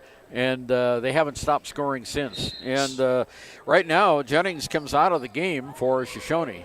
Yes, Jennings comes out, Post comes out, Sway Fike went in, and I'm trying to lay eyes on a number of the other person went in. Donaldson Morgan came in. They tried to feed it down to St. Clair. She looks like she may have gone down and hurt. She's back up, but she is favoring the ankle just ever so slightly. Yeah. But it does, all in all, it winds up being another turnover. Yeah, it's tough for the Shoshoni girls, and we've got a couple of players out there that are limping a little bit. St. Clair has her hands on her knees. She's you talked about it in the pregame show, Kevin. The conditioning is probably not going to be great, and we can see that on the floor right now. Well, in the last pass, Sheridan drives into the front court and puts up a shot. It's missed. Steal right back, though, after the defensive board, and they're going to send somebody to the line. I think they're going to call that a shooting foul, most likely. Yeah, it was Fike, wasn't it? I think so. That is Devlin Cole is actually going to the line. No, I can't read. It was Donaldson that got the foul. It looks like Devlin Cole going to the line for 2, I do believe. Yeah. St. Clair did slightly tweak that ankle, it looks, on the last play when she went down on the ground. The first free throw by Devlin Cole's up and missed off the front rim, but she does have a second one here with 3:05 to play at the Bill Strannigan Classic here at Lander Valley High School, and we're going to have a lane violation most likely. They don't call it. They allow the free throws up and good. I am shocked they didn't call the lane violation because the player knew they did it and gave us all kind of a look that she did. We got another steal by Sheridan, and Devlin Cole dribbled it off of her foot or off of something. It looks like, though, they're going to keep the ball over on this side. Yeah, they're going to give the ball to Sheridan. I'm not sure how that worked out, but they're all smiles on the court for Sheridan right now. Why wouldn't there be? Yeah, we've got a Pepsodent commercial out there. They're all smiling. Inbound into Sheridan, they get it down into the post. Good interior passing, which is really, if you think about it, has been one of the differences of the game, has been the interior post passing. Sheridan has executed it and Shoshoni has not. Shoshoni with a deflection goes out of bounds. It's going to stay Sheridan's ball. Of course, the other thing to that, Kevin, is Sheridan has the height advantage, too. Yeah, absolutely. Number 13 drives, puts it up, missed by Devlin Cole. It's going to be rebounded by number 3 for Shoshoni. She's going to pass it. She probably shouldn't have put her dribble over to Tania St. Clair. Up and good. 49-15 with 2:30 to play in the third quarter. Well, that was a great fast break. That was a comedy of errors because it kept flying, spinning, turning around, but they got it into St. Clair in the post, and she put it from the paint into the bucket. Sheridan up into the front court. They're swinging it around, obviously going in the post. Dribble drive, shot, missed. Got her own rebound, did Kaylee Chase, and she kicks it back out. They swing it around. Three-pointer by Devlin Cole is off the backboard and no good, but rebounded by Maddie DeLitt of Sheridan. They're going to swing it around. Little 15-footer by 52, off the rim and no good. And finally, number 31, Morgan Donaldson secures the rebound. Almost stolen. Number 5 feeds to and a little bit too high of a pass. Again, Tania St. Clair was wide open, would have had an easy 2. Yeah. And, that's some things that Max Mills is going to work with in the practices to come, is just getting those passes a little bit crisper, get a little bit off. Seems like a lot of it could be caused by some jitters. Usually you'd expect some of those to wear off by the second half. But that last pass went out at the 15-yard line, so that's how far down the court it was. Sheridan's in the front court. They're going to swing it around the three-point line, swinging it back and forth. Number 13 is going to drive, put up a little 4-foot shot, going to be missed. Fight for the rebound leads to a foul. I thought they were going to call a foul there on Sheridan on the offense board. Looks like 13 reached in, but Haley Donaldson picks up the foul on the floor. It's going to be again. It's the other way. It's going the other way. So the foul's going to be on Devlin Cole. All right. That's going to be her second, I do believe. Yeah, it's her third. It's her third. So we got the guy with the stats, Ernie. The person running the board is wrong. That's right. And we got a little bit. I'm surprised the kickball wasn't called there on Shoshoni, but they do wind up turning it over right after they bring it over the front court. Nice fast break, but a little bad passing there. Had a wide open Maddie DeLitt. She couldn't haul it in for an easy layup, and it's going to go out of bounds to Shoshoni. So this is going to be a really good learning opportunity for Coach Max Mills and his Shoshoni Lady Blue. He now knows where the soft parts are on his team. Obviously, they've got to learn to box out under the basket and do a little bit better with the press breaking. And cut down on these turnovers, the crisp passes. And we just had another one. Shoshoni misses a layup on a fast break. Kicks out for 3, no good. Rebounding goes to the floor. It's going to be, I can't see through all the bodies and legs, but it looks like it's going to be a travel called on Shoshoni. On Gowett. And that is the 40th turnover. 40 turnovers in this game, inbounded by Sheridan. The Lady Bronx very content. The interesting part is, if Sheridan, you're always looking for a coaching thing, is they have lost a little bit of the focus and intensity they had, not just because they're not pressing, but a lot of smiles and maybe a little bit easier play, but they do hit the 15-footer there to go 51-15 with 39.8. And that right there would be coach talk, reaching for something to be critical of, simply because Sheridan has basically since minute 6 of the first quarter has completely dominated this game and owned it. All right, Shoshoni with the ball, and it looks they're fighting over a turnover yet again. A great deflection by Sheridan, and we're going to have jump ball 10,972. We have had more jump balls in this game than I've seen all season on any ESPN or FS Sports or anything like that. Inbounded this time to Shoshoni. She almost traveled but tried to feed the post. I've noticed almost a problem of, and you rarely would say this, Ernie, but unselfishness, where the extra pass maybe shouldn't be taken because you've got a dribble drive. We've got a timeout on the floor by Shoshoni. Shoshoni's going to call timeout. We're going to take that with them. Reminder, you're listening to KFCW's coverage of the Bill Strannigan Basketball Classic. Shoshoni trails 51-15 to the Lady Bronx of Sheridan. Why should you choose Lander Medical Clinic or Western Family Care for your health care? In addition to 4 locations in Fremont County, they also provide telehealth. Telehealth can be your go-to answer when you're out of town, on the road, or just can't get to urgent care. All you need is a good internet connection. To schedule a telehealth appointment, call 332-3941 today. That's 332-3941. Lander Medical Clinic and Western Family Care. With telehealth, they're putting your health first every time. Welcome back to KFCW's coverage of the Bill Strannigan Basketball Classic Tournament. We are live here on the campus of Lander Valley High School. The Lady Blue of Shoshone facing the Lady Bronx of Sheridan. It's 51-15, all Sheridan.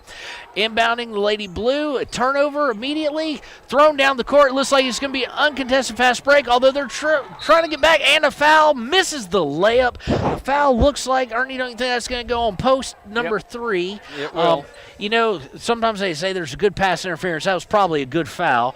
Probably like it a little bit harder so she wouldn't even get the shot up. So, again, I keep saying this name in the second half, Devlin Cole for Sheridan. For the Lady Bronx, going to the free throw line, shooting 2 here with 22.5 left in the third quarter. She's 1 for 2 in the game, now 2 for 3. Now 2 for 3. She hits the first shot. She'll get a second one. Well, I'm looking down here as they're preparing the free throw. The Sheridan girls varsity team just got their lunch delivered. They opened up their baskets, and it's hamburgers today. And a miss on the free throw, but rebounded by Maddie DeLitt, and she puts it right back up. And that's probably something we should remind folks. This is Shoshone varsity against the Sheridan sophomore team. Right.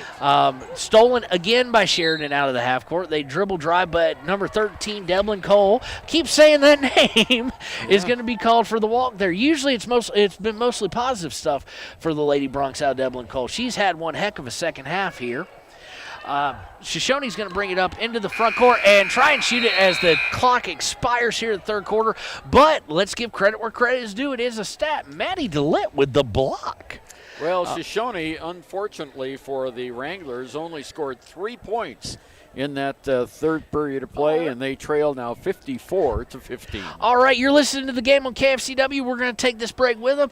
Please enjoy these messages from our sponsors.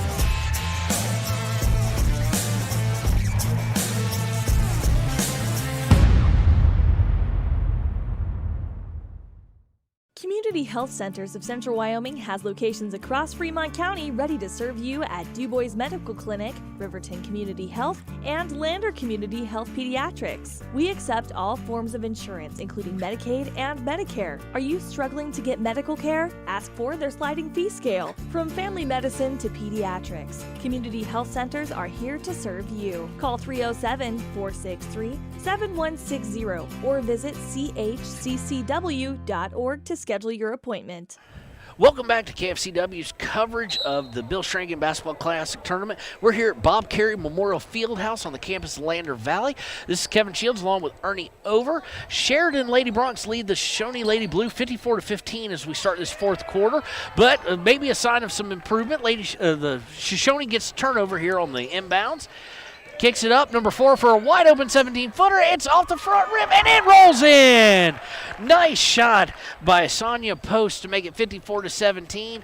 We are in the midst of a 54-12 run by Sheridan. Sheridan brings it into the front court. They're going to swing it around. Probably no urgency going to be seen out of here, and probably going pretty deep into the bench of this sophomore team for Sheridan.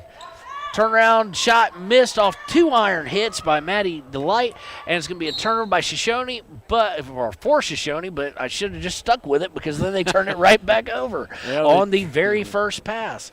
The problem is, the weird part about the passing game for Shoshone today is the passes that need to be crisp haven't been. The passes that need a little touch have either had way too much or not enough. Yep. Drive by Sheridan, and we're going to get an and one. That's going to be against Tenaya St. Clair. Kaylee Chase. The post players, the forwards for this Sheridan team have really come to play. They have asserted their dominance. They've asserted their strength, and it's been visible since it was 5-0. Tenaya St. Clair with the foul, and at the free throw line is Kaylee Chase, and she misses it. That's her first free throw, and it was not good. All right, so they get the rebound. Shoshone gets the rebound. They come down. Players not on the same page. A cut, and the pass went to where the cutter was, not where they were going to be. Leads to fast break points by, I think that was Pendergrass. Pendergrass, yes. So Shoshoni comes back up 58-17. Tenaya St. Clair surrounded by Lady Bronx, but kicks it out, and the shot is up and good for Sonia Post. She's having herself a little fourth quarter. Yeah. She may be the high scorer of the game at this point. Well, she's got 8 points. And she is the high scorer of the game. She's got about, 48% of their points. Right. So Sheridan content to swing it around and probe, once again looking for that post. The 1-3-1 is seemingly what Shoshoni is still in. It is not paying dividend in the post, and anytime you're in a zone, that's what you want to do is make the post play harder. So it's good thought, but the execution's been a little lacking. But we do get a Sheridan turnover. And, Ernie, they've had a lot of turnovers today. How many does that put them at? They are at 16 turnovers right now. 16 turnovers is a lot for a basketball game. It's dwarfed by the Landers. I mean, not Landers, Shoshoni's 40-plus at this point. Yeah, just had another one. Just had another one. In the half courts, they were bringing it up. Sheridan going to bring it into the half court. They're going to once again set up that half court offense. Probably probe it. Nope. They left someone wide open for 16. It misses all the rim and just hits backboard. Rebound by the Lady Blue. Lady Blue going to be in the front court. They're going to feed Jennings, who's back in the game. Good to see her ankle wasn't bothering her too much. Three-pointer by Shoshoni is up and good by Jerica Hewley. That was nothing but nylon, ladies and gentlemen. Sheridan going to bring it into the front court. They're going to swing it around again. Once again, probing. Oh, the same person's going to shoot again from about 15 feet out. And Maddie DeLitt, that's not her hot spot. That's her second straight air ball in a row. Yep. Jennings going to bring it up. Feed to Nia St. Clair, who takes it in. Now that's good post play. She took it up. Yep. She took it up strong. She didn't get the basket, but she got hammered on the way up. So she is going to go to the line for two. And the personal foul against Hanya Studi. And that is her second personal foul. And Tenaya has 3 points in the game. She has a field goal, 1 for 2 at the line. Now here's a chance for some more points. She misses the front end of those two shots. It might be worth mentioning, too, because of the score. I don't know the exact rules behind it, but they are on a running clock here, so we are already at 4:49 to play. It's 40 points. Yeah, 40 points. Well, they're running it. So. Yeah, it's a running clock here. We don't know exactly what, but I don't think anybody's going to protest that. No, the second free throw is up and good for Tenaya St. Clair. So this fourth quarter, seemingly at least they're settling down a little bit. Sheridan's going to bring it in a 1-3-1 look, almost a 2-3 with how they've got it set up. Here for Shoshoni, Sheridan's going to be just content. They're working around the three-point line. You can almost sense that they're either going to drive, and they do. Drive is blocked by Tenaya St. Clair. Number 12, Hannah Studi, got a little too greedy, and St. Clair said, not in my house. Shoshoni's going to bring it up into the half court, swinging around. Not turnover there, but not a crisp bounce pass as it bounced twice. Swung around the horn. Jennings going to feed it over.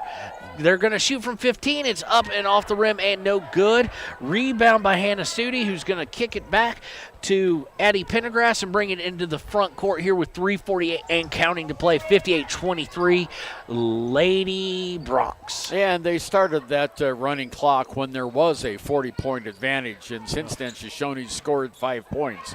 So it doesn't look like it's 40 now, but once you hit 40, they start that running clock. 19-footer airballed by Sheridan, but again, offensive rebound. Been one of the stories of this game has been second chance opportunities. 3 tried by Hannah Studi. She misses, but it goes off of the Lady Blue. And it's kind of funny. It's off the Lady Blue, but the refs will say it's still blue ball. That's because right. Sheridan's in the road blues today. Offensive rebounds, defensive intensity, and some lackadaisical passing. What else do you think has been kind of a key to this game, Ernie, as Sheridan inbounds the ball? Well, Sheridan's intensity on defense, obviously, and Shoshone's total inability to run their offense. Three-pointer, that's the third three-pointer in a row that Sheridan has airballed, and it's all been by the same player. So we're going to have a turnover here. Shoshone's ball. Shoshoni looking to build. You can tell the second half has been kinder. Yeah. Not too kind, but kinder. So, well, I do have a report from the concession stand, Kevin, and we do have 3 salads and 4 burgers down there for the Sheridan team. So some are going for the greens, and some are just, going for the old burger and fries here in Lander. They brought those in from a restaurant. So 2 minutes to go here. Well, turnover by Shoshoni yet again. So Sheridan's got the ball. They're going to swing it around with 2:07 left to play. At this point, as a coach, if you're Sheridan's coach, you want to keep them focused, but also your team's out there having a little fun. You're going really deep into your bench. Drive missed. Looks like they're going to get Sheridan on a foul there on the off. Oh, maybe not. Yes, they are. They kind of hung out down there. Studi. Now, something to look out for number 20. Is it 20? Yeah, Megan Harris there had the rebound for Shoshoni. She almost did swing those elbows a little too far out. So I think that might have been the confusion on Sheridan's. They thought maybe that was the call. So, well, we do have 3 helicopters based here in Fremont County, and that kind of was a helicopter move. So, well, Shoshoni is going to go to the line. So Megan's going to get a 1-and-1 as we are already up to 7 fouls on Sheridan. First one is up and off the front rim and no good, so there will not be a second one. Rebound is by Sheridan, who's bringing it up, running for the first time really this entire quarter, but they pull it back out, swing it around the three-point line. They're just going to swing it. Not really concerned with much anything. The result is not in doubt by any stretch of imagination. Poor shot selection there by DeLitt. She puts it up off the front rim. I don't know if she was caught one of those pass or shoot. Immediately stolen, though, right back by Hannah Studi. But stolen back by Morgan Donaldson. And then we all dive on the floor, and no jump ball called because it came out this time. So under a minute to go. Shoshoni under a minute. Number 31 puts it up and off the front rim. Rebound not contained by Shoshoni. Wow, number 4, Abby Olsen swinging some elbows there to kind of clear out that rebound. Nothing called. Going to bring it up in the half court, and they're going to be very content to drive the post. Same thing they've done the whole game. Kick it out towards 3. DeLitt going to shoot from 15. It's going to put it up off the front iron and off. Ball gets kicked around, and it's going to be Shoshoni ball with 27-26 running clock. This thing is about to be over. Yeah, this could be the last shot of the game here, so Shoshoni wants to make it count. Shoshoni bringing it up here, losing down by 35 points in the fourth, and much like the game's kind of started. It's going to end most likely with a Shoshoni turnover as we are on the running clock. Sheridan's just going to inbound it here with 5 seconds, and they're just going to bring it off the front court, and then we're going to have the horn sound right there. We want you to stay tuned here. That is the end of the game with the Lady Broncs of Sheridan winning 58-23 over the Lady Blue of Shoshoni. Stay tuned. We'll be right back with the Click It or Ticket postgame show here on KFCW. Central Wyoming College now offers Bachelor of Applied Science degrees in Early Childhood Education and Organizational Management and Leadership, with an emphasis in outdoor education, tribal leadership, or business and entrepreneurial leadership. CWC offers 3 ways to learn: online, virtual, and in person. Learn, grow, lead, and advance at Central Wyoming College. CWC is leading the way with expanded programs in the Bachelor of Applied Science degrees. Why should your new floor come from Carpet One? Because we're passionate about the spaces our neighbors call home. We're part of your community, and we're also part of the world's largest cooperative of independently owned and operated flooring stores. So you can be sure you'll get great selection and outstanding value with every installation. Whether it's carpet, hardwood, tile, or luxury vinyl, our experts take the guesswork out of choosing the right floor. We're your local Carpet One Floor and Home, the one store for your perfect floor. Gotchi Rehabilitation and Wellness knows what it means to be on top of your game. For over 60 years, Gotchi has led the field in providing physical therapy, occupational therapy, and wellness in Thermopolis and their facilities in Worland, Basin, Cody, and Shoshoni. Whether you're recovering from an injury, deconditioned, post-stroke, or just looking to take control of your health, you'll find years of dedicated experience paired with personal care at Gotchi Rehabilitation and Wellness. Learn more at gotchi.org. Is your resolution this year to be healthier? You may have made a commitment to improve your physical health, but don't forget about your financial health. Atlantic City Federal Credit Union is listed as one of the healthiest credit unions in the U.S., and we are the healthiest credit union in Wyoming, according to depositaccounts.com. Don't risk having your accounts anywhere else. Become a member today and accomplish your first resolution by becoming healthier. Financially speaking, that is. Federally insured by NCUA. Open your eyes to a credit union. Atlantic City Federal Credit Union. Your car or truck is an investment. When it needs repairs, you need someone you can trust to do the job right. Take it to Gunner's Automotive. They repair all makes and models of cars and trucks, from oil changes to brakes, tires, and more. Gunner's Automotive, 856-2288. Welcome back to KFCW's coverage of the Bill Strannigan Basketball Classic Tournament. We are coming to you live from Bob Carey Memorial Fieldhouse on the campus of Lander Valley High School. We just witnessed, I can't say it was a barn burner, a game that was completely dominated pretty much from after 1 minute in by Sheridan. And the final score was 58-23, I do believe. Yes, you bet. You're here on the Click It or Ticket post-game show. And now we're going to move on to the fun part. Papa Murphy's Player of the Games. For Shoshoni, we're going to go with Jenica Hewley, a point guard. Had a really good game for the team-wise. I mean, there's a lot to work on across the board. But she gave a lot of effort. She gave a lot of heart into this game. And things can only go up for that. And for Sheridan, and for our Sheridan listeners over there, we are going to have our Papa Murphy's Player of the Game is Jenna Wilson. What more could you say? When she was in the game, she dominated the post. I mean, Ernie, was there more physical presence in this game?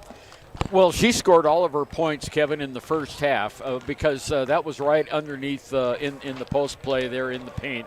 They fed it to her. She did a great job getting it off the glass and in.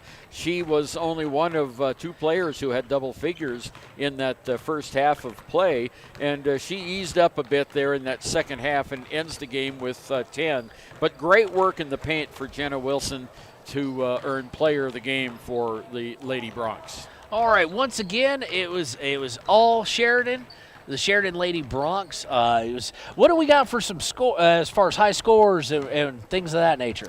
Well, for the Shoshoni Lady Blue, they only had one player that got close to double figures, and that was Abigail Jennings with 6. Then we had two players with 4, Sonia Post and Tanaya St. Clair. We had two more with 3 points, and that was Jenica Hewley, and Megan Harris, and that was it for the scoring for Shoshoni. On the other side of the roster, we had 4 players in double figures, led by Avery Quarterman, who had 12, 11 points in the game by Maddie DeLitt. We had 10 points by Kaylee Chase and Jenna Wilson. 7 points by Devlin Cole. We called her name a lot there in that third period of play. 2 by Studi, by Hannah Studi. 1 point by Abby Olson, and 2 points by. Let me scratch that off. That was a team score there. So it was at the end of the first quarter. It was Sheridan 17-5. At halftime, Sheridan 40-12. The end of the third period, 54-15, and then at the end of the game, 58-23. All right, well, you've been listening to the Click It or Ticket post-game show here on KFCW. Just here in a few minutes is going to be the Bailey's Tire and Auto pregame show as the Sheridan Bronx face the Shoshoni Wranglers. Wranglers. Wranglers. One of the few schools I've ever ran into that has different mascot for men's and women's sports. So we'll be right back on KFCW. Riverton's Hampton Inn & Suites is proud to sponsor our youth athletics in Fremont County. Fremont County school athletics provide our youth timeless experiences and lessons that can lead to success for life. Setting goals, teamwork, and hard work make young athletes into good citizens. High Plains Power is a Touchstone Energy cooperative. What does that mean for you as a Rural Electric Association member? It all comes down to 7 principles: open membership, one voice, one vote, member benefits, independence, education, cooperation, and community. To understand how it all works, we're headed back in time. In 1879, electricity was in major cities, but rural areas were out of luck. In 1935, President FDR made it possible for companies to build power lines to unserved areas. By the time we hit 1941, some 400 electric co-ops had been organized to serve rural America, just like High Plains Power. For more information, visit highplainspower.org.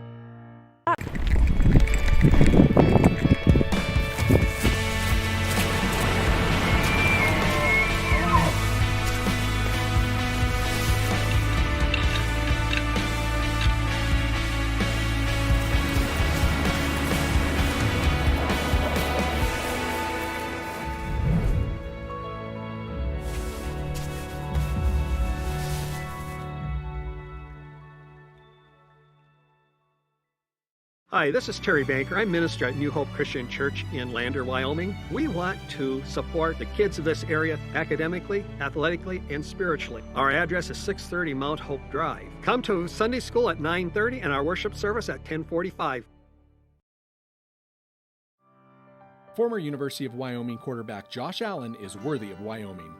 23 plays into my first start here at the University of Wyoming. I dropped back, kind of went through a progression. I saw the middle of the field kind of open up. I decided to lower my shoulder. His helmet went straight into my collarbone here. We landed on the 20-yard line. At that moment, I knew something was really bad.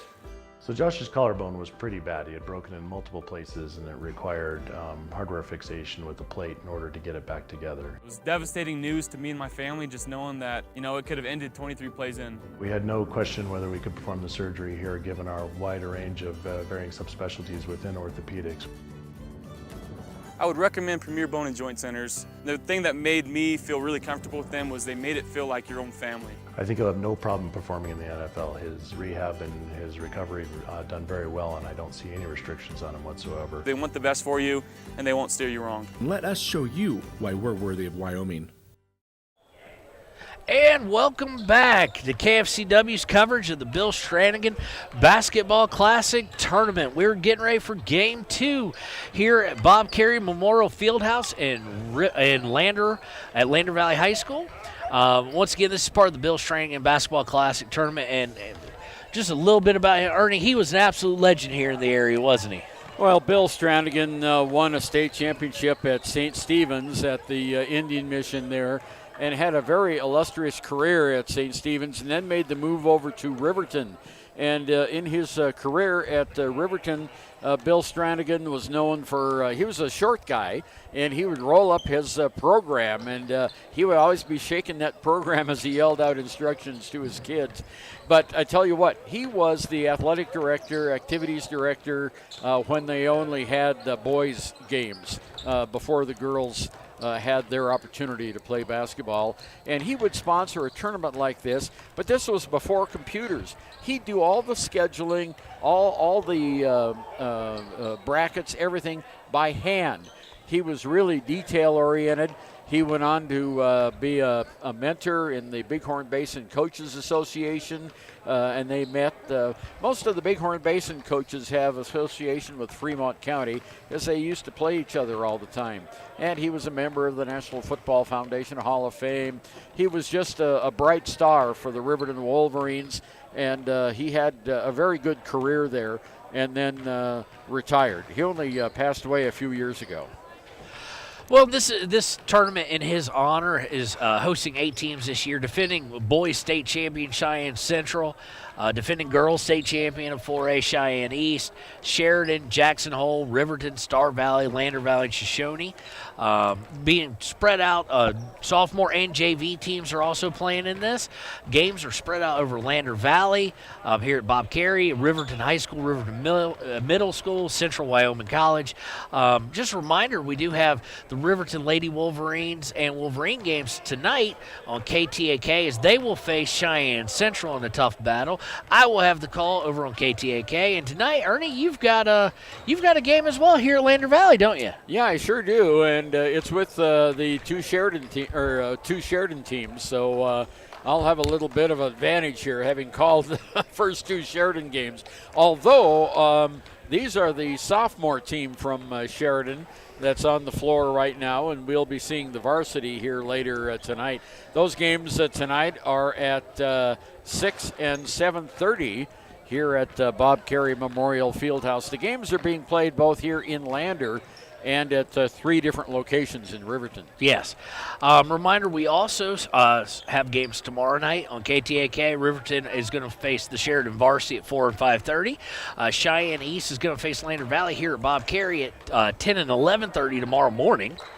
And then on Saturday, we've got Riverton versus Cheyenne East and Lander Valley versus Cheyenne East, according to the schedule. So that can't be right. Riverton's going to be facing they're going to face Cheyenne East, so I don't know who you got. I think you got Cheyenne West, actually. Well, actually, on Saturday. It should be. You play Central, and then Lander plays Central, then East and East. So. We do have the Wyoming Indian St. Stephen's games on. Cody Beers and Jason Peterson. I have the Chiefs call on KWYW 99.1 Friday at noon. The Eagles game at 3 p.m. You are listening to the Bailey Tire and Auto pregame show. We will be right back with you here on KFCW. Riverton Vision Center offers comprehensive eye health exams, highly trained staff, and a large selection of fashion eyewear and sunglasses. Dr. Ballard, Dr. Hinkle, and Dr. Frazier offer over 70 years of experience. Call Riverton Vision Center at 856-9451 to schedule an appointment today. Hey, watch where you're going. Whoa! Ever since Rudolph got a new phone, he's been paying more attention to it than the road. I don't even think he realizes how dangerous it is. Come on, man. Rudolph, it's not very bright to be distracted during flight. Pay attention, keep it straight. Put your device down. It can wait. No elves were harmed in the making of this commercial. Stop the texts, stop the wrecks. Brought to you by YDOT. When repairs are complete after a collision, you expect your car, SUV, or truck to look like new. That's the service you'll receive at Stork Auto Body in Riverton. Professionalism and meticulous attention to detail. You can depend on Stork Auto Body, 841 Miniweb Avenue, Riverton. All right, welcome back to KFCW's coverage of the Bill Strannigan Basketball Classic Tournament. You're here with us on the Bailey's Tire and Auto. Kevin Shields with the call, and with Ernie Over. Shoshoni coming off a year probably not horrible, but not great. Coming off a 10-9 season last year. What do you think Coach Wakeland's got in store for us today and for the season? Well, just like the Shoshoni girls, they had some players lost to graduation, and that's going to hurt them a little bit. But they do have players coming back. For example, we have Nathan Cousineau is going to be back. Trey Fike is going to be back. Alex Mills is returning. We also have Dom Jarvis and Jevin Jackson Stanley, who are back for the Shoshoni Wranglers. So they're going to have some teams with good experience, and they're going to be the away team today on the scoreboard. The Wranglers are wearing their blue uniforms with the yellow name Shoshoni across the front. And one of the things that I've never liked with the coaches, they have blue numbers with yellow piping. So fortunately, we're close to the action. If this was football, I'd be upset. But it's not. It's basketball, so we can see most of the numbers. So we're looking. This is Coach Wakeland's second year at the helm of the Shoshoni Wranglers. And it's really easy to spot the coach in the gymnasium because he's 7 foot tall. He's the only 7-footer we have here in the gym. All right, we're going to move on here. We're going to move on to our Sutherland starting lineups. It looks like starting for the Shoshoni Wranglers is going to be Alex Mills, number 1. Number 5, Trey Fike. Number 11, Nathan Cousineau. Number 21, Dom Jarvis. Number 40, Jackson Stanley. For the Southern starting lineups for Sheridan, it looks like it's going to be Keller, West. Do apologize for trying to get these out. We did not get these. Ormseth. And we're going to have to get back to you on that. We did not get starting lineups from the Sheridan coaching staff, so we kind of are going to have to do this on the fly. Sheridan wins the tip, immediately goes up for a 3. It's off, and another offensive rebound by the Sheridan boys. They're going to kick it out to Bolton. Bolton's going to shoot another 3, and now he is 0 for 2, but an offensive rebound tip, but Shoshoni is able to pull it down. Shoshoni's going to come into the front court with the ball at 0-0 tie. Alex Mills is going to swing it down to the key. They're going to feed on, and it's a nice thought on the backdoor cut, but the cutter and the passer were not on the same page. Ball goes out of bounds harmlessly. It will be the first unforced turnover of the game for the Wranglers. And Sheridan wearing their white uniforms with blue numbers trimmed in gold. Sheridan brings in the front court, feeds at number 30, a 15-footer miss. It looks like we're going to have an offensive foul there on number 23, Lynn. Who went up and over the back. Just so you know that Sheridan is going left to right on your radio dial. And it looks like, once again, notice what they just went to, Ernie. Yep. Full court press by the Bronx. And they are trapping as they bring it over the half court. Broken a little more efficiently by the by the Shoshone boys.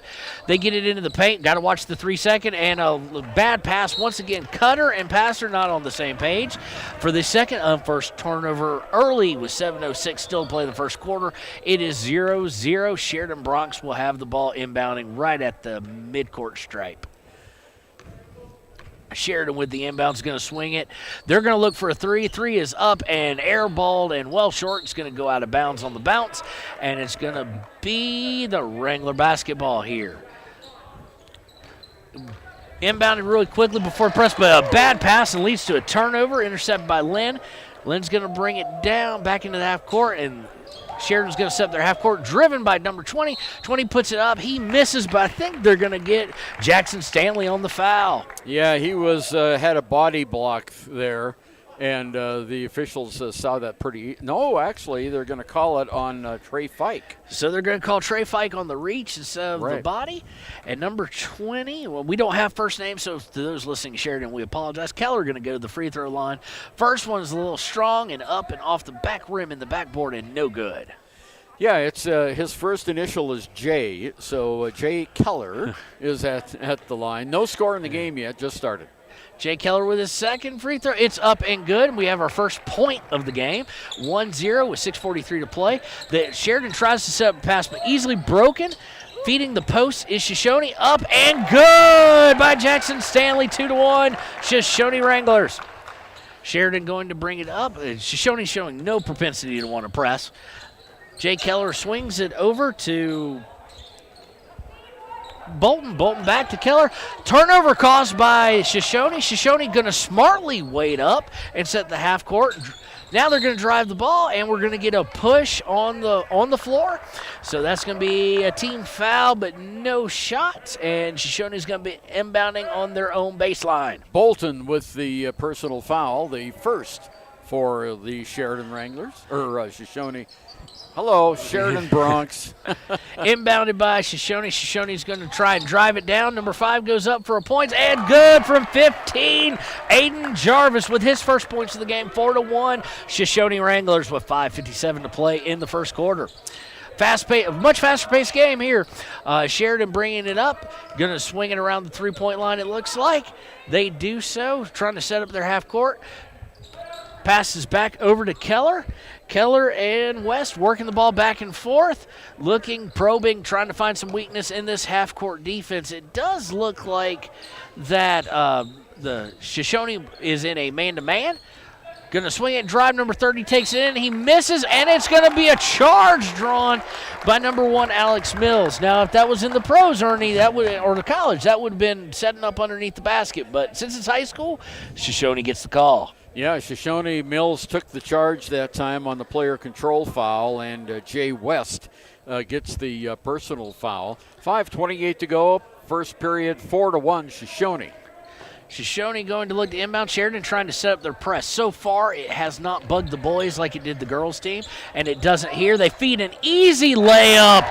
Up and good by Jackson Stanley. It's going to be 8-1 with 5:16 to play in the quarter. Just 6-2. Oh, 6-1. Yeah. I just got too excited there, Ernie. Ernie. Too excited, yeah. Jay Keller bringing it down right now. He's going to set up the half court. They're going to swing it over to West, who's going to find Lynn. Lynn's going to shoot from 3 and good. Lynn from way downtown makes it 6-4. Shoshoni still would lead, but they easily break the press. Oh, and an easy miss by number 40, but put backing up by Cousineau on a night. He did not give up on that play, even though it looked like a solid layup and in because it was a miss. Sheridan coming back. We're moving fast. Keller for 3. No, he's a little long on it. Rebound is going to go actually to him, to Keller after a scrum, and he's going to put it up. Misses everything, but was hacked in the process. So we're going to have another foul here. Yeah, Tom Jarvis is going to pick up the personal foul. No, they're going to call it. Oh, well, let's see, I'm 0 for 2 on these early calls. It's on Trey Fike, and that's his second. Trey Fike foul. with 2, and Keller going to the line to shoot 2. He's 1 for 2, I do believe. Yep. And he's now 1 for 3 with the free throw missed. Still 8-4 with 4:36 to go in the first quarter. Herzog coming in now for Sheridan, and also entering the lineup for Shoshone is Bodie Jensen, as Trey Fike takes a little bit of a rest on the bench. Keller gets the second free throw. He's now 1 for 4. Something you don't really want to see out of your point guard. Missed free throws, only 25% on the day. Shoshone brings it up into the half court. They're setting up their half court offense. Cousineau brings it over, switches over to Bodie Jensen, who just checked in. Stolen by Sheridan. Lynn with the ball, going to take it all the way up, and probably should have waited as Shoshone had 3 men back on defense and nobody to join Lynn on Sheridan's side. Shoshone going to dribble it. Got a little too fancy there, but may have gotten lucky and does. Great effort play by Jackson Staley. Dove out of bounds, threw it back in and off of Herzog for Sheridan. Yeah, that was a nice feed from Max Mills, or not from Max, that's his father, from Alex Mills. Inbound by Shoshone. They're going to do a jump pass into the middle. They're going to kick it back up. 3-pointer on its way, and bam! Good by Alex Mills. We're at 11-4, Shoshone Wranglers. Sheridan bringing it up. Looks like they're going to try an open 3. Nope, he's going to fake it. He's going to drive the hole, layup, and good. And that's West. West with gets good. the basket.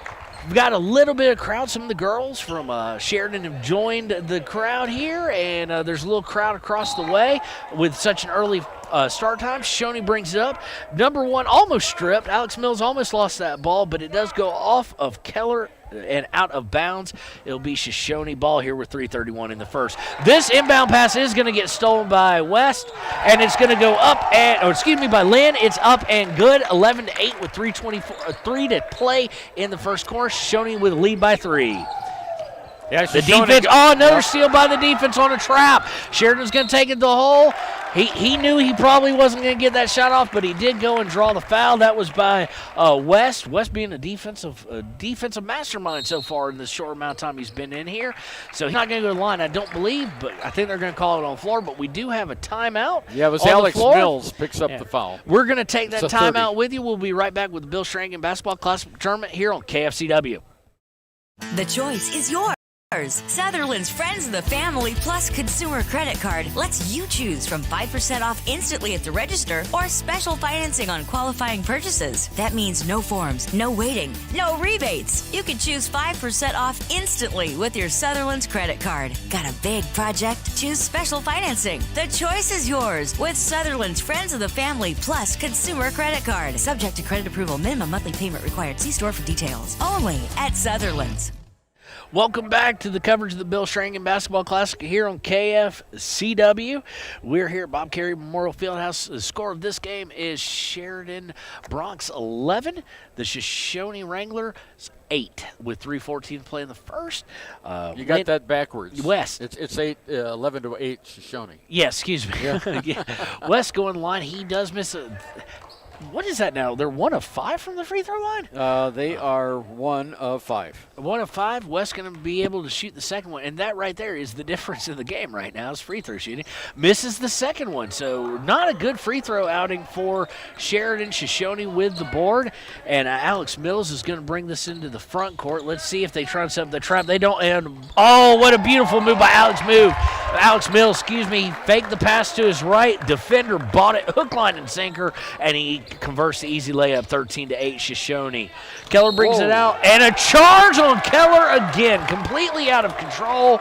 Literally ran in. You could hear the bodies hit the floor from here up. Well, I won't say the rafters because we're only about 10 rows up. But that's right. That's his first foul, and it is the fourth team foul. And I tell you what, that was a great play on the defensive side by Dom Jarvis. Unlike the first one, that one wasn't under the basket. That was well out. But Sheridan does set up the trap again in the half court, forces the turnover, but they get it right back. Shot is missed. It bounces 3 times and goes in for number 21, Mr. Bolton. A turnover on the full court press. They're going to swing it out to Keller. Keller for 3, and good for Sheridan, and we are tied in a matter of 10 seconds. 13-13 with 2:23 to play in the first quarter. Well, Sheridan's put on that man-for-man press that Shoshoni had been successful in breaking. They're going to call a block. I thought they surely were going to call the charge there on the drive by Shoshoni, but they call the block.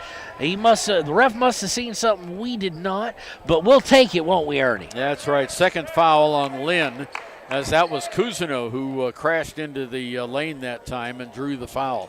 2:15 to go. We're tied at 13, first period. Shoshoni inbounds the ball. Looks like Alex Mills for 3. Good! From way downtown, Alex Mills gives it a 16-13 lead back to Shoshoni.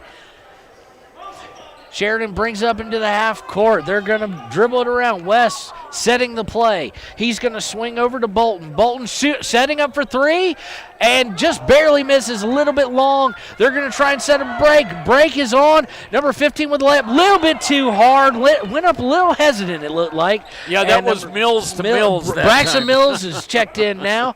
Really the difference in the two boys is the headband, wouldn't you say? That's right, yeah. The only headband we have here tonight so far. So we got a 30-second timeout. We're going to stay right here with you for this 30-second timeout right now. Ernie, what have you seen in this? A lot more back and forth, of course, than the girls' game was that we just covered. Well, yeah. What has been a key to you so far early in this game? Well, Alex Mills has 2 trays. Jackson Stanley has been able to get inside the paint. He's got 4 points. And Shoshoni has been able to break the press for the most part. The 2 out of the last 3 trips down the floor, they had turnovers. And they were just not paying attention. But they're trying to get the ball in the paint just like the Sheridan Bronx are. And so far, they've been pretty successful at doing that. Keller has a tray and Lynn has a tray for Sheridan, and that's what brought them back into this game and tied it up. And it does look like that they're having not so much hard time with the full court press, but when Sheridan sets up that half court trap, is when it gets trouble. So Sheridan's balls, they called the 30-second timeout, and they turn it over out of a timeout. Over the years of covering basketball and working in basketball in college and whatnot, nothing will make a coach more upset than coming out of a design play timeout and turning it right over. Turning it right over. An unforced turnover especially. So Shoshoni's going to inbound the ball. Alex Mills is going to bring it up. He's going to feed it over to Dom Jarvis, and who gives it right back to Mills. Mills is going to dribble up toward the three-point line, see if they're going to give him anything. They didn't. They cut him right off. But he cuts down low after the pass. We got a feed from Dom. They were working a little 2-on-1 action. And we're going to have, I do believe, our first jump ball. As you know, we had 104,317 in the girls' game. In the girls' game, And we've only had 1 here in the boys' game. And it goes to Shoshoni on the alternating possession with the minute 18 to go in the first. So Shoshoni going to inbound, look, brother to brother, I do believe. Alex Mills is going to take it and shoot a little fadeaway. Oh, he's just a little bit long. Looks offensive board by Nathan Cousineau. Cousineau going to feed it down into the post, and they're going to get a foul hold there on Healy for Sheridan. That's going to be their 3rd foul. Yeah, and that is his first. And actually, that's their 6th team foul. You got the I got it. First. Yeah. So Shoshoni's being the guest here today. Shoshoni inbounds, feeds into Cousineau, who muscles his way up and gets the bucket. That was all strength by the lanky forward there. Sheridan going to inbound the ball, bring it up. Looks like we're still in the man-to-man. Everybody playing man-to-man here in the boys' game. No defensive switches really going on. They aren't even switching on the picks. Oh, and a monster block by Cousineau. And they call him for the foul. Great feed, but he got over the back. He got somebody. I'll be honest, ladies and gentlemen, I'll call a foul. But there was nobody. That was all ball. That was rejected. he told that Sheridan player, go home. Yeah, that's right. But and unfortunately, going home equates to 2 free throws here. So. And it's no good, but I think that's 41 Green at the line. He didn't go up really strong on that block, but he drew contact according to the refs, and we'll take them at their word. And he misses. Nope, lane violation. It was called on Sheridan. So, but that still, they've missed. They're one of something for their free throws. Yeah. They're not hitting their free throws, and I'm willing to bet they've shot more than 5, so there's probably the difference in the game. Shoshoni comes up. Alex Mill just goes right in, takes the pass up and in, so it's 20-13 here with 34 seconds to go in the first quarter. Shoshoni Wranglers. Sheridan pulls it in the half court. They're going to swing it around the horn a little bit. Looking to take him one-on-one.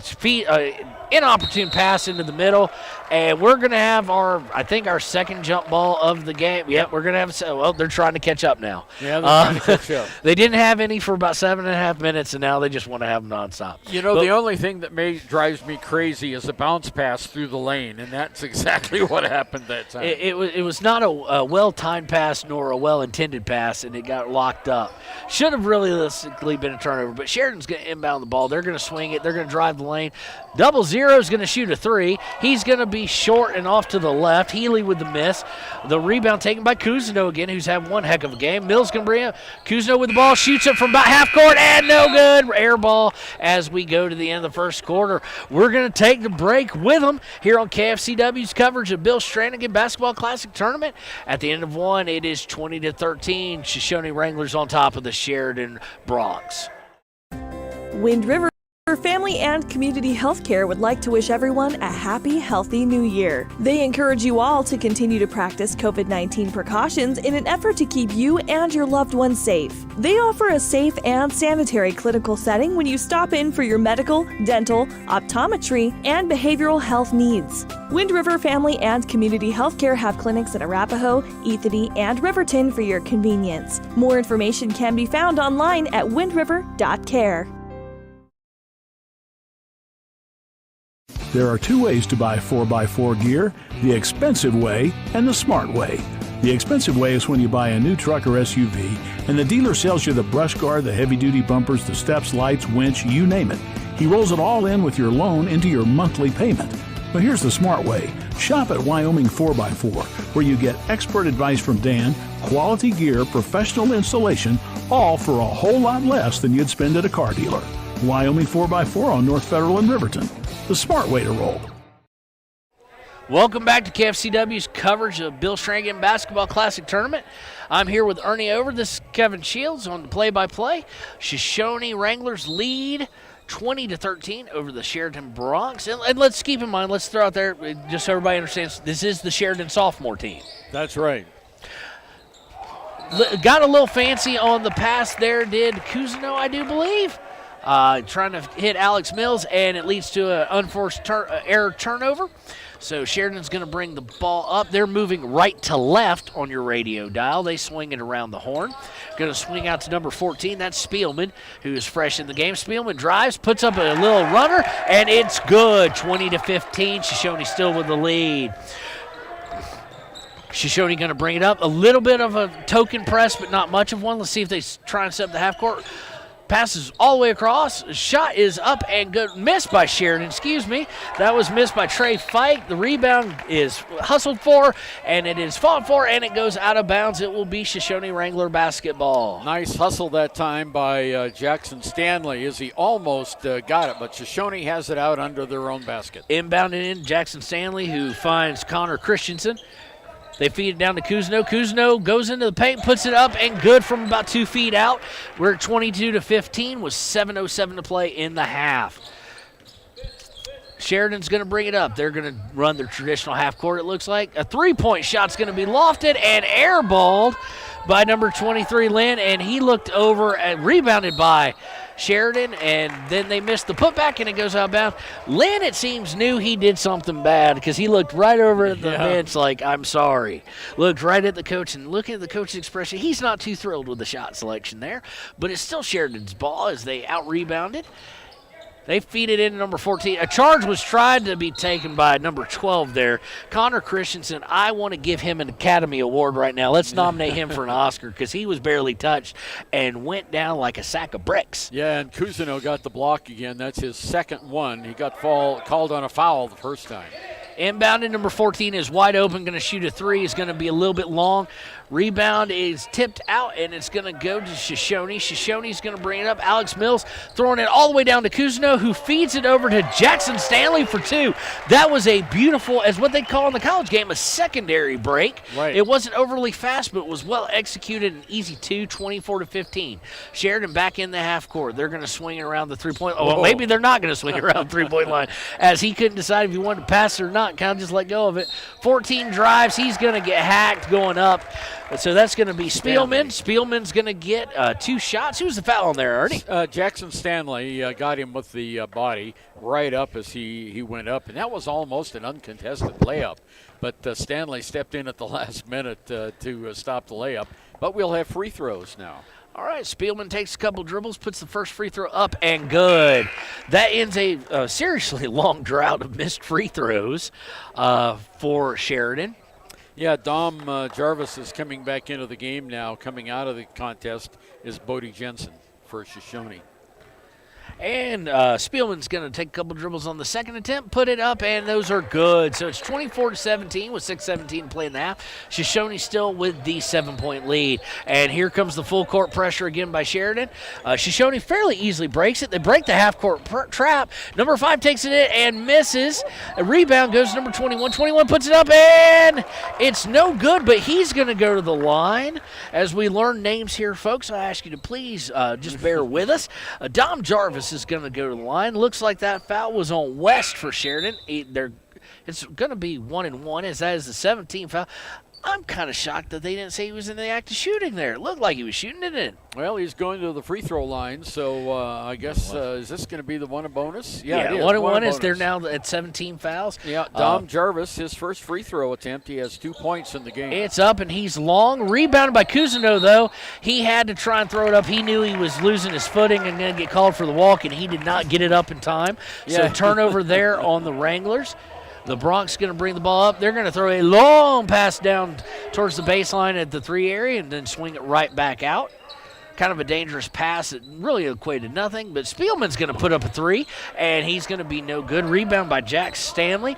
Alex Mills is going to bring the ball up. He's going to hand the ball off to Trey Fike, who's going to bring it, and he's going to give it right back to Mills, who drives. And a bad pass, but led to a kicked ball by Sheridan. Very lucky there, as Stanley was not ready.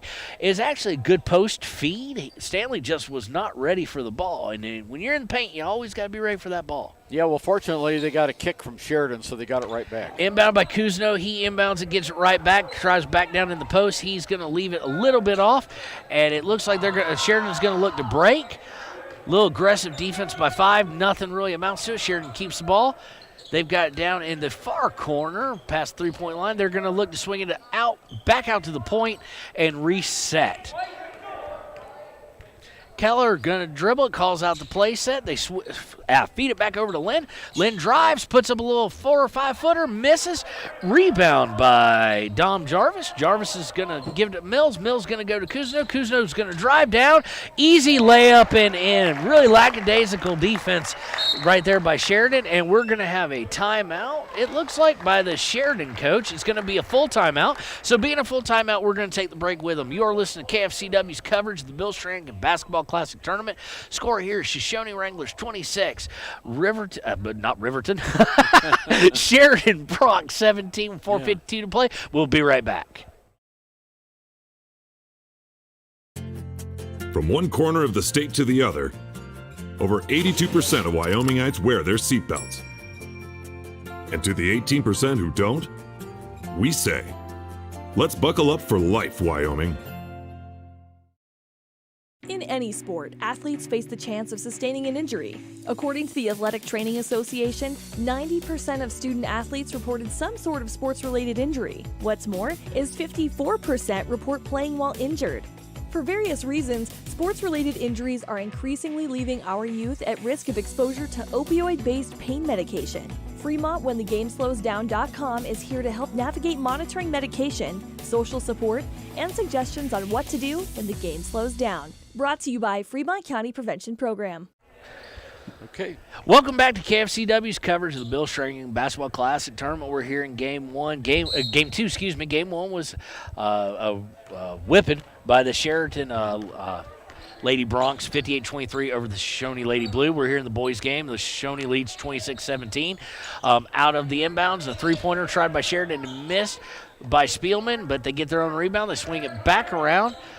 It looks like, if I'm not mistaken, Ernie, that Shoshoni has moved to a 2-3 zone. Yeah, they sure have. Feeds the middle, and you know the way to beat a 2-3 zone is to shoot over the top of it. Bad pass gets tipped out of bounds. Nice deflection on the effort by Shoshoni, but it's going to stay with Sheridan. So let's see here, because Sheridan has not shown a hesitancy to shoot the three, but they got to start hitting them if they want to get them out of this zone. That's true. Sheridan's going to swing around, cross-court pass, right back out to the point, and they're just swinging around three-point line looking. I think they found their man Spielman open for three, and he's long. Rebound's going to be by Kuzno, who gives it to Alex Mill, and they're going to look to break a little bit. They slow it down a little bit when the trap gets set up. Kuzno gets the ball. He drives straight down the middle, up and good. That was just too easy if you're a Sheridan Bronx fan. 28-17 with 3:55 to go in the half. And that's the second time he's done a little finger roll and got the points. Sheridan feeds it underneath. They kick it back out. They're going to have to shoot out of this zone because Shoshoni's still in the 2-3 zone, locking up the middle. 21 is in now for them. Bolton swings it over to, I can't see over the 7-foot coach. Swings it back over to Spielman for three, and it's going to be long, and Kuzno with the rebound. Yet again, gives it over to Alex Mills. He's going to feed it over to Trey Fike, who goes around the back and then pulls out. Kuzno going to drive the middle, and they don't, no, not even contested, but he does miss the shot. They're really they're really giving him that wide open. Sheridan brings up, it gets stolen by Alex Mills. Alex Mills goes all the way in. It's 30-17 with 3:07 to play in the half. Shoshoni trying to extend this lead. 12 points now by Alex Mills. Sheridan in the half court. They're going to set up a steal by Trey Fike. Fike on the break. Oh, a little misstep foot. He's going to try and take it all the way. He is fouled. He misses. Hard foul by, I do believe, Keller, was it not? And he's going to go to the line. Fike's going to have a shot at 2 freebies. And second foul on Keller. And the 7th, should be the 8th team foul on Sheridan. And Trey Fike going to the free throw line for the Shoshoni Wranglers. And, of course, Fike is a 5'9" junior guard, or senior guard. Fike takes a couple dribbles, puts that first free throw up, and it rattles in and out.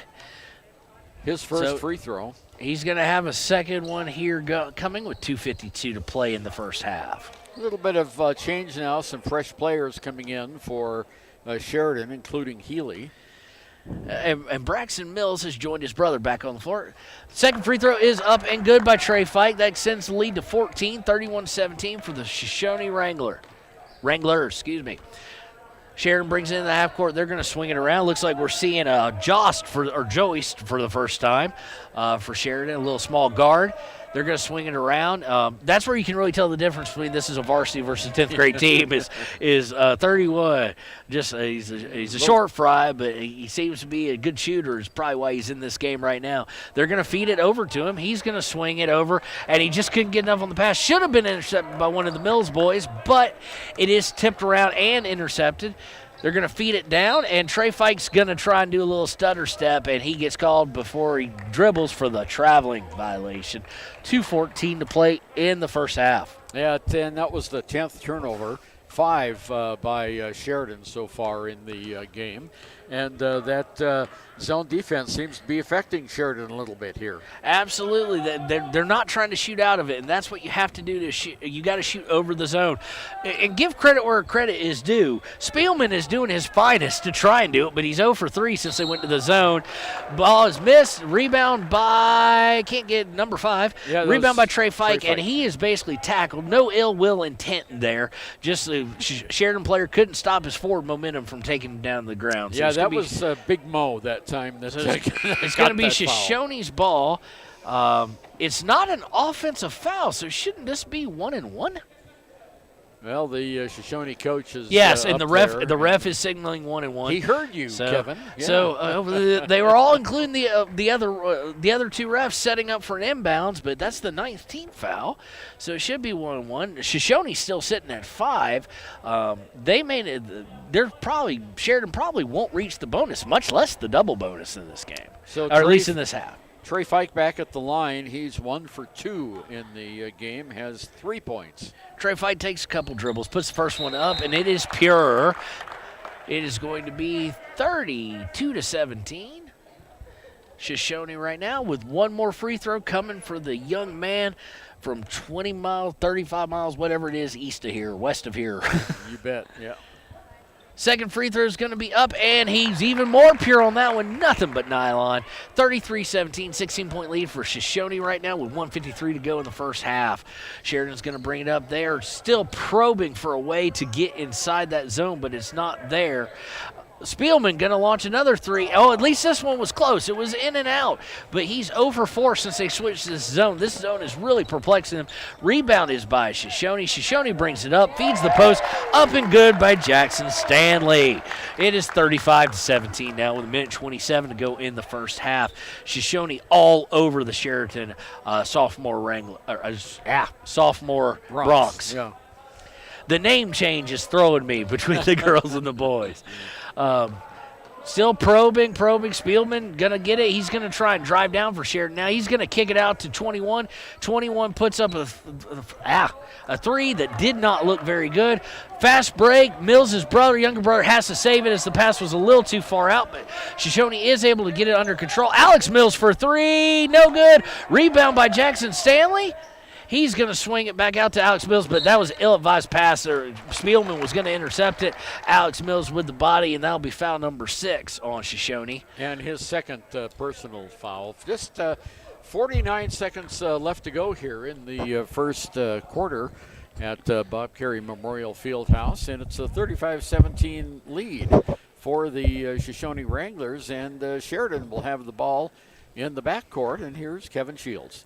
Sheridan inbounds the ball to number 12, which is not on my roster. No, number 21, excuse me. Yeah. Bolton's they're still just probing, swinging it around the horn, swinging around the three-point line, trying to find any kind of weakness they can find in this zone. And right now, there is none, except for when that happens. They try and feed the post. They try and feed Lynn, and Jackson Stanley comes right over the top and hacks him. So just when I said they probably wouldn't reach the 1-and-1, they do. Oh, it's a second foul on Stanley. So second foul on Stanley. Thank you, Ernie. And 17th foul. So Mr. Lynn is going to go. Jay Lynn is going to go to the line, shooting 1-and-1. He has 3 points in the game on an earlier tray. He's up and good with the first one, so he'll get the bonus opportunity. So he's got a chance to cut that lead down to 16 here with 32.6. Yep. Free throw is up and well short. Rebound is going to go to Shoshone. Shoshone's going to kick it out and turn the ball over, but no. Oh, nice deflection. 31. The young man, Jose, all over the court, being active hands, got a couple deflections. It is out of bounds to Shoshone. Shoshone being kind of lackadaisical on that possession. Well, you know that they were being just a little bit too comfortable.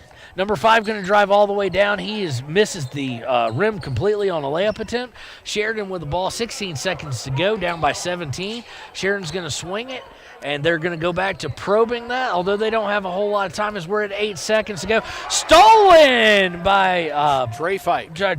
And he misses the easy layup. It's no good, and Sheridan will get the rebound but not get the shot off in time as we go to halftime. As they take this break, please enjoy some messages from our sponsors. You're listening to KFCW, the coverage of the Bill Strannigan Basketball Classic Tournament at the half. The Shoshone Wranglers lead the Sheridan Bronx 35-18. When you purchase your car, do you know if you got the best payment possible? The answer is probably no. Oftentimes, your loan is packed with additional charges that can drive your monthly payment higher than it should be, costing you thousands of dollars more for your car. Hi, this is Patty, and here is your second chance to get the payment you deserve. Visit Atlantic City Federal Credit Union today for a courtesy loan review. We've helped our members save money by refinancing their vehicle with us. Now it's your turn. Open your eyes to a credit union. Atlantic City Federal Credit Union. Bailey's Enterprises is a proud sponsor of Riverton Wolverines football. For over 50 years, Bailey's has become the name you can trust. With Pit Stop Travel Centers, you can fuel up and stock up on trip snacks at locations all over Fremont County. You can also put your trust in Bailey Tire and Auto for service and to keep handy for those times when your luck runs out on the road. Refresh at the Speedway Cafe with a dine-in meal or a round of carry-out with a variety of specials to keep you going. Go with Bailey, go Wolverines. All right, listen up, elves. I know this is a busy time of year, and we all have places to be and things to do. But please, don't text and drive. Be careful. Last week, Sheldon and Shipping crashed into a load of Legos. And yesterday, Randy and Wrapping ran through a red light. Just slow down, buckle up, and put your phone down while you drive. Thank you. Now get back to work. Stop the texts, stop the wrecks. Brought to you by YDOT. Why should you choose Lander Medical Clinic or Western Family Care for your health care? In addition to 4 locations in Fremont County, they also provide telehealth. Telehealth can be your go-to answer when you're out of town, on the road, or just can't get to urgent care. All you need is a good internet connection. To schedule a telehealth appointment, call 332-3941 today. That's 332-3941. Lander Medical Clinic and Western Family Care. With telehealth, they're putting your health first every time.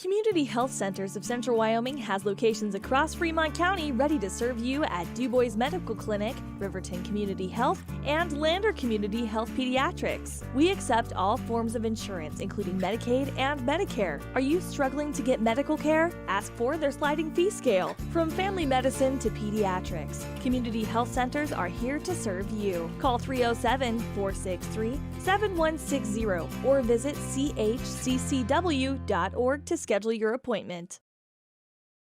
Central Wyoming College now offers Bachelor of Applied Science degrees in Early Childhood Education and Organizational Management and Leadership, with an emphasis in outdoor education, tribal leadership, or business and entrepreneurial leadership.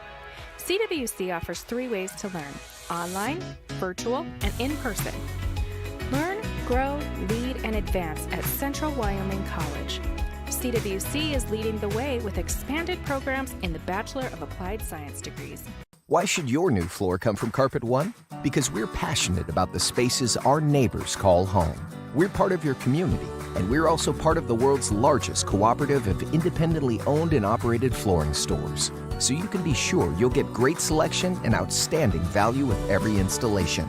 Whether it's carpet, hardwood, tile, or luxury vinyl, our experts take the guesswork out of choosing the right floor.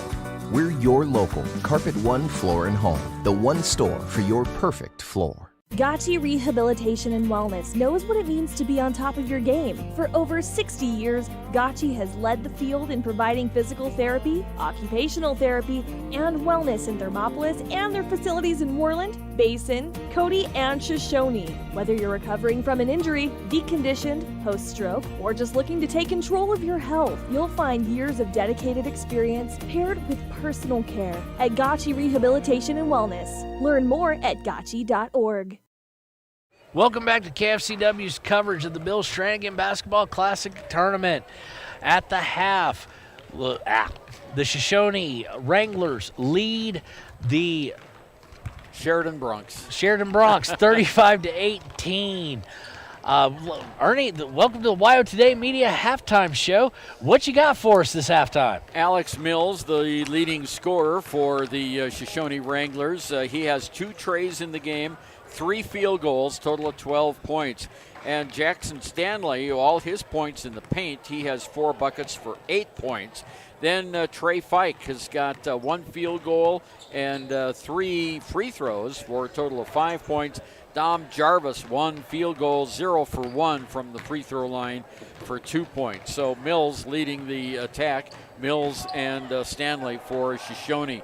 On the other side, the leading scorers for Sheridan are Spielman, Keller, Bolton, and Lynn. They each have 4 points.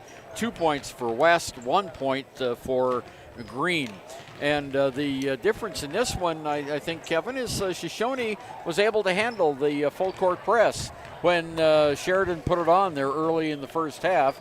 And then when Shoshoni went to that zone defense, they couldn't hit a basket. Sheridan couldn't from the outside. So that is where Sheridan, they had a lot of shots, but they just didn't make good ones. Absolutely. The 2-3 zone has really shaken Sheridan and their confidence. It has clogged the middle. There is nothing easy down there, and there's no really way for them to set up and get some easy points in the paint. So it's all been shooting threes. They've been trying, but they have not been able to get anything to fall so far in this first half. Once again, it's a 17-point lead. We're about 3 minutes from second half action here on the campus of Lander Valley High School. So we're going to take a break, and we'll be right back with you on KFCW. Is your resolution this year to be healthier? You may have made a commitment to improve your physical health, but don't forget about your financial health. Atlantic City Federal Credit Union is listed as one of the healthiest credit unions in the U.S., and we are the healthiest credit union in Wyoming, according to depositaccounts.com. Don't risk having your accounts anywhere else. Become a member today and accomplish your first resolution by becoming healthier. Financially speaking, that is. Federally insured by NCUA. Open your eyes to a credit union. Atlantic City Federal Credit Union. Your car or truck is an investment. When it needs repairs, you need someone you can trust to do the job right. Take it to Gunner's Automotive. They repair all makes and models of cars and trucks, from oil changes to brakes, tires, and more. Gunner's Automotive, 856-2288. Riverton's Hampton Inn & Suites is proud to sponsor our youth athletics in Fremont County. Fremont County school athletics provide our youth timeless experiences and lessons that can lead to success for life. Setting goals, teamwork, and hard work make young athletes into good citizens. High Plains Power is a Touchstone Energy cooperative. What does that mean for you as a Rural Electric Association member? It all comes down to 7 principles: open membership, one voice, one vote, member benefits, independence, education, cooperation, and community. To understand how it all works, we're headed back in time. In 1879, electricity was in major cities, but rural areas were out of luck. In 1935, President FDR made it possible for companies to build power lines to unserved areas. By the time we hit 1941, some 400 electric co-ops had been organized to serve rural America, just like High Plains Power. For more information, visit highplainspower.org.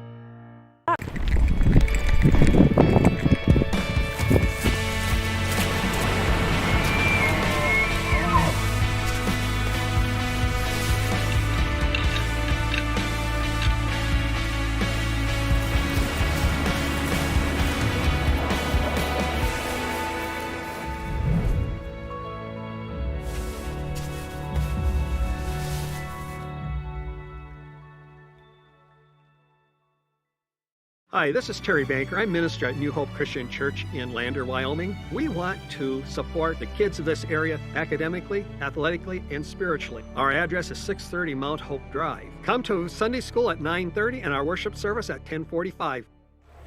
Welcome back to KFCW's coverage of the Bill Strannigan Basketball Classic Tournament. We're here with game number 2, where the Shoshoni Wrangler lead the Sheridan Bronx 35-18 as we're getting right here to start the second half.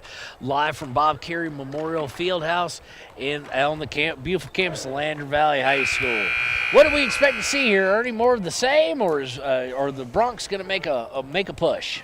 Well, I tell you, if they want to get back into the game, they better make a push. But the experience of the Shoshoni team, they lost 7 players last year, as we said in the pregame show.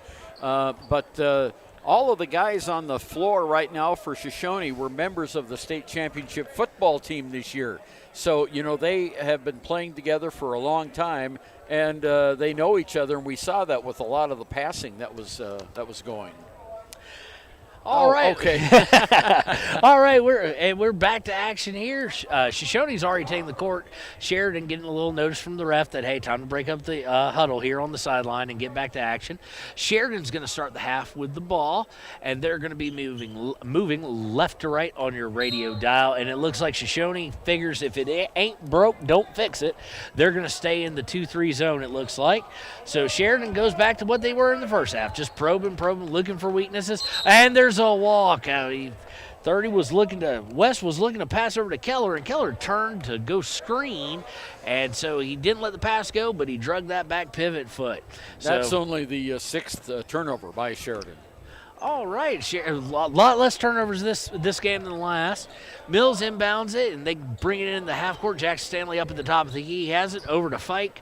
Fike going to drive and get the 2. You can tell he's trying to gain that whistle and get A1, but he doesn't get it. But he does get the 2 on a nice layup, 37-18 with 7.5 to go here in the third quarter. Sheridan brings up, and Spielman's going to shoot a 3 again, trying to shoot over that zone, and in failure again, he misses. Rebound goes to Shoshoni. Alex Mills has the ball, and he's going to bring it into the front court. They're going to get it over to Fike, who's going to shoot a 3 of his own, and bam, good. From 3, 40-18, the exact kind of start you want if you are a fan of Shoshoni today. Right there? Hey, Bill, why did I almost call you that, Ernie? That's right. 10 points now in the game for Fike. And again, Sheridan goes back to Probin, swinging around the horn, trying to find that open spot. They're going to shoot a 3, and they're going to rim in and out. Unfortunately, they just cannot get it off the schneid. Rebound fight goes careening out of bounds, and nobody seems to want to make a call. They finally make a call that it will be Shoshoni ball, and quite honestly, from my vantage point, I'm not sure they made the right call after that discussion. Yeah, well, they made the call, so here we go. Alex Mills with the ball. They're looking to set up that half-court press at Sheridan again, but they get it over the timeline, and they're going to swing and probe. Kuzno gets it down to Jackson Stanley, who probably goes with one too many passes. It's neat out of bounds, though, with Sheridan. Stanley probably should have just turned and put that ball up. Yeah, he tried to hit Dom Jarvis out there, and they're just too much traffic, and it got bounced out by Sheridan.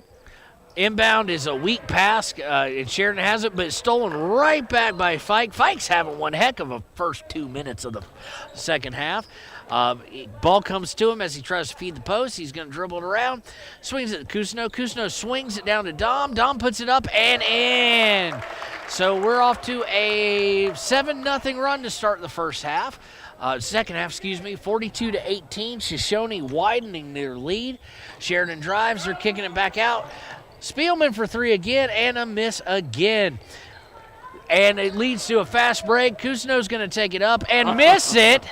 And the offensive rebound by Fike is missed. That is like the third easy layup. I think it's probably just concentration, don't you, on an easy breakaway? Well, he was thinking about the dunk. And do we know if he can dunk? Oh, yeah, we know he can. But that personal foul was called on Bolton, his second. Bolton called for the foul, bails out Shoshoni there after Fike misses. Fike's going to go to the line to shoot 2. He's up and pure on the first one. He's 4 out of 5 now from the line. How many points does he have total at this point? Well, he has 11. He's got 11. He's had one heck of a start to the second half on both sides of the court. Sheridan going to be doing some substitution. They're going to bring in Ormsmith and Hutton, it looks like. Fike's going to put up the second one, and it is up and good as well to extend the lead out to 26 for Shoshoni Wranglers here.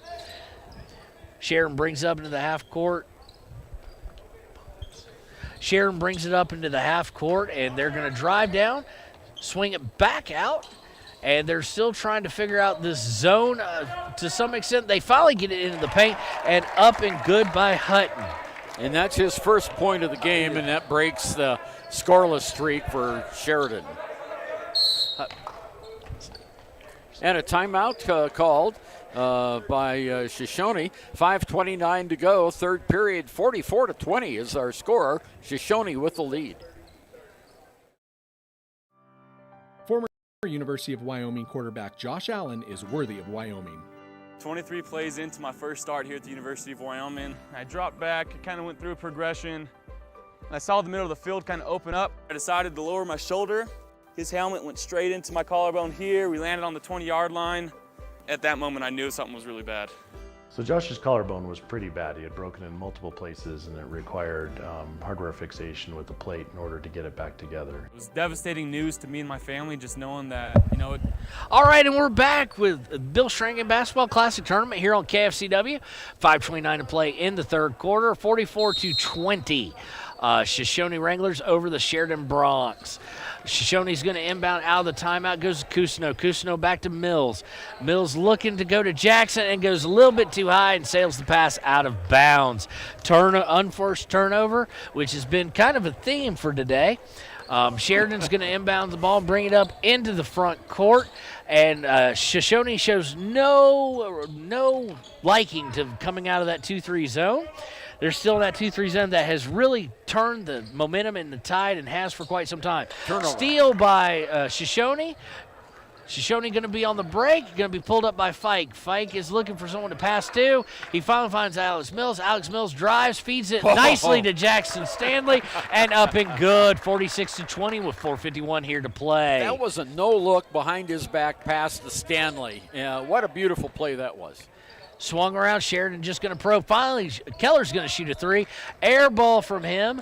Spielman, who was checked back into the game, just rebound, dribbles out for three, and shoots it up and good. Maybe that will be a sign of things to come, because that is how you get out of the zone, is to shoot over the top of it. But I don't see Shoshoni coming out of the zone since they're about 1 for 8 since they went to it. A full court press put on, easily broken by Shoshoni, who comes down the court.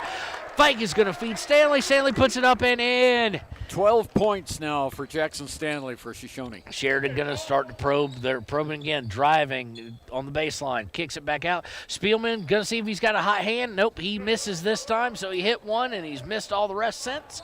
And missed all the ones before. Easy breakout for Cousineau. Cousineau got a little too fancy, I think, with the hang up in the shot. Gets blocked a little bit, and it leads to a turnover. Sheridan goes down, and just an ugly layup attempt is missed. So we're just going to go back and forth. Stanley fed. He's going to go up and lay it up and in. So 50-23 after a turnover fest of back and forth. Like watching bad tennis there for about 30 seconds. 14 points now for Jackson Stanley. Dom Jarvis on that last rebound that he got, he crawled the ladder up there to snag that one. It was a great rebound by Stanley. Sheridan's going to be called for a walk there as they look to probe. He didn't like what he saw, but his feet wanted to keep going in the same direction anyway. So unforced turnover by Shoshoni. They lead by 27 here with 3:23 to play in the third quarter. And they've got the ball. Shoshoni's going to inbound it. They're going to pass it up to Cousineau. Cousineau's going to probably look for Jackson Stanley again, or look to take it himself. He takes it himself, and there's going to be a foul called. Yeah, he draws the foul. He did not get the two. I'm not sure he was actually looking for the two.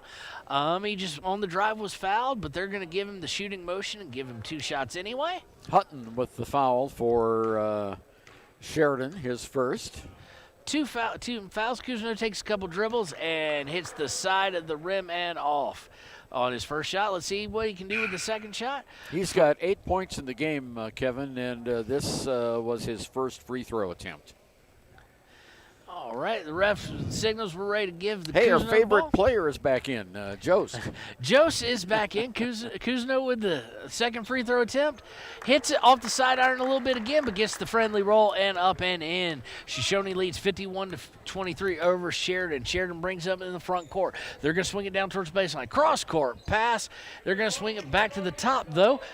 Swings it left, 3-point shot is up and horribly missed again. And the ball is bouncing, rolls back over half court. They're saying it was tipped. I didn't see that, but Sheridan brings it back in. Looks like they're going to try and feed the post. They got away with a little reach there. 3-pointer is up and good by Spielman to close the gap to 51-26. His second tray and as many trips down the court. Sheridan quickly gets the ball down, feeds it down to Stanley. Stanley just muscles his way in, says, "You ain't got nothing for me," puts it up and in. 53-26 with 2:32 to go in the third quarter. Jost gets the ball on the baseline, looks a little confused, swings it back out. Spielman's got it up top. Spielman swings it over to West, who then gets it back to Jost. Jost back to West, back to Spielman. Spielman for three, and he misses again, but the rebound going to be by West. West dribbles it back out. Three-point shot is in and out by Hutton for offensive rebound again, and put back up by Hutton to score 53-28. Well, 3 offensive boards that time by Sheridan resulted in that basket. You got to put a backside on somebody and box them out. Shoshoni brings it up in the front court. Alex Mills signals in the play, kind of asks for a clear out, and then doesn't do much with the clear out, but swings over to Jarvis, who almost turns it over, and some lackadaisical passing because an almost turnover again does lead to a turnover, but turned right back over, and they're going to call 35 Herzog for that foul every day.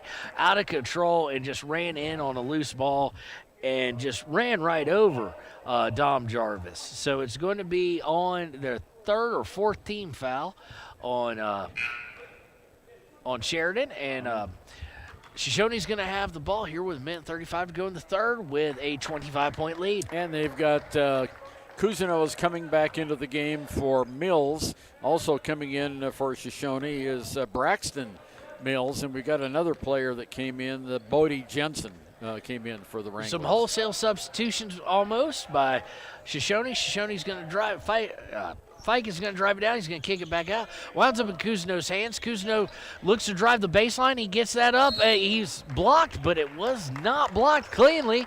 As 43, Hutton went up and got him with a lot of body as well as getting the ball. So Cousineau's going to get another shot at 2 free throws from the charity stripe. Second personal foul and the first personal foul and the 4th team foul on the Sheridan Bronx. Cousineau takes a couple dribbles, puts the first one up. It goes off to the right slightly, but does get the friendly roll and in. Well, you can thank gravity for that one. He'll be shooting his second one. Is the 4th total team foul on Sheridan. And right now, 0 team fouls in this half on Shoshoni. Cousineau puts it up, and this time he doesn't even bother with the rim. Gets it up, nothing but nylon and pure. 55-28 with a minute 13 to go in the third. Sheridan brings the ball over the timeline. They're going to swing it around the 3. They're looking for a 3 at this point.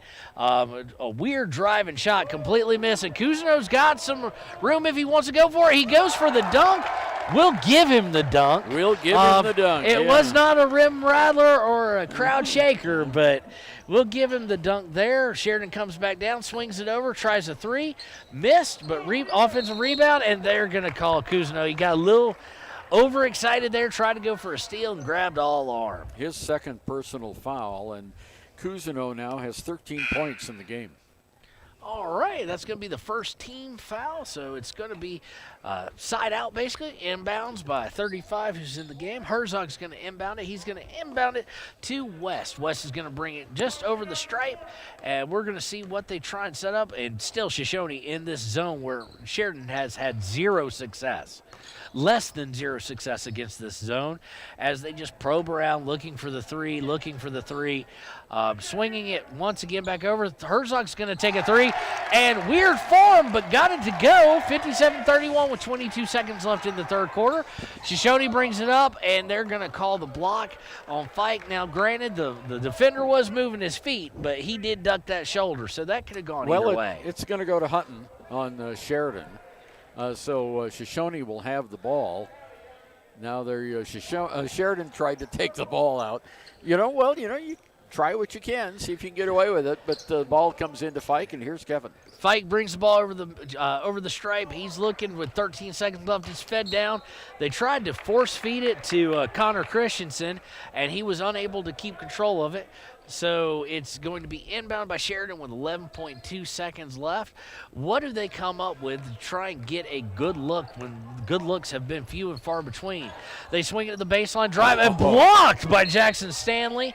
2.3, blocks out of bounds, 2.3 seconds left. Well, he timed that perfectly as the shot went up. He just went and knocked it right out of bounds. So expect a catch and shoot, maybe one dribble. Sheridan looking to inbounds. They're going to inbound way deep. Shot from way downtown. Doesn't draw anything but board. And we're going to go to the fourth quarter with Shoshoni Wranglers up 57-31 over the Sheridan Bronx. You're listening to the Bill Strannigan Basketball Classic Tournament on KFCW. We'll be right back. We had no question whether we could perform the surgery here given our wider range of varying subspecialties within orthopedics.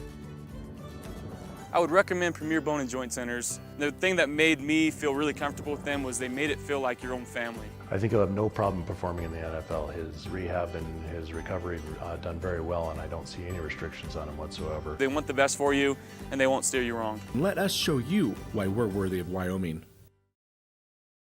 Riverton Vision Center offers comprehensive eye health exams, highly trained staff, and a large selection of fashion eyewear and sunglasses. Dr. Ballard, Dr. Hinkle, and Dr. Frazier offer over 70 years of experience. Call Riverton Vision Center at 856-9451 to schedule an appointment today.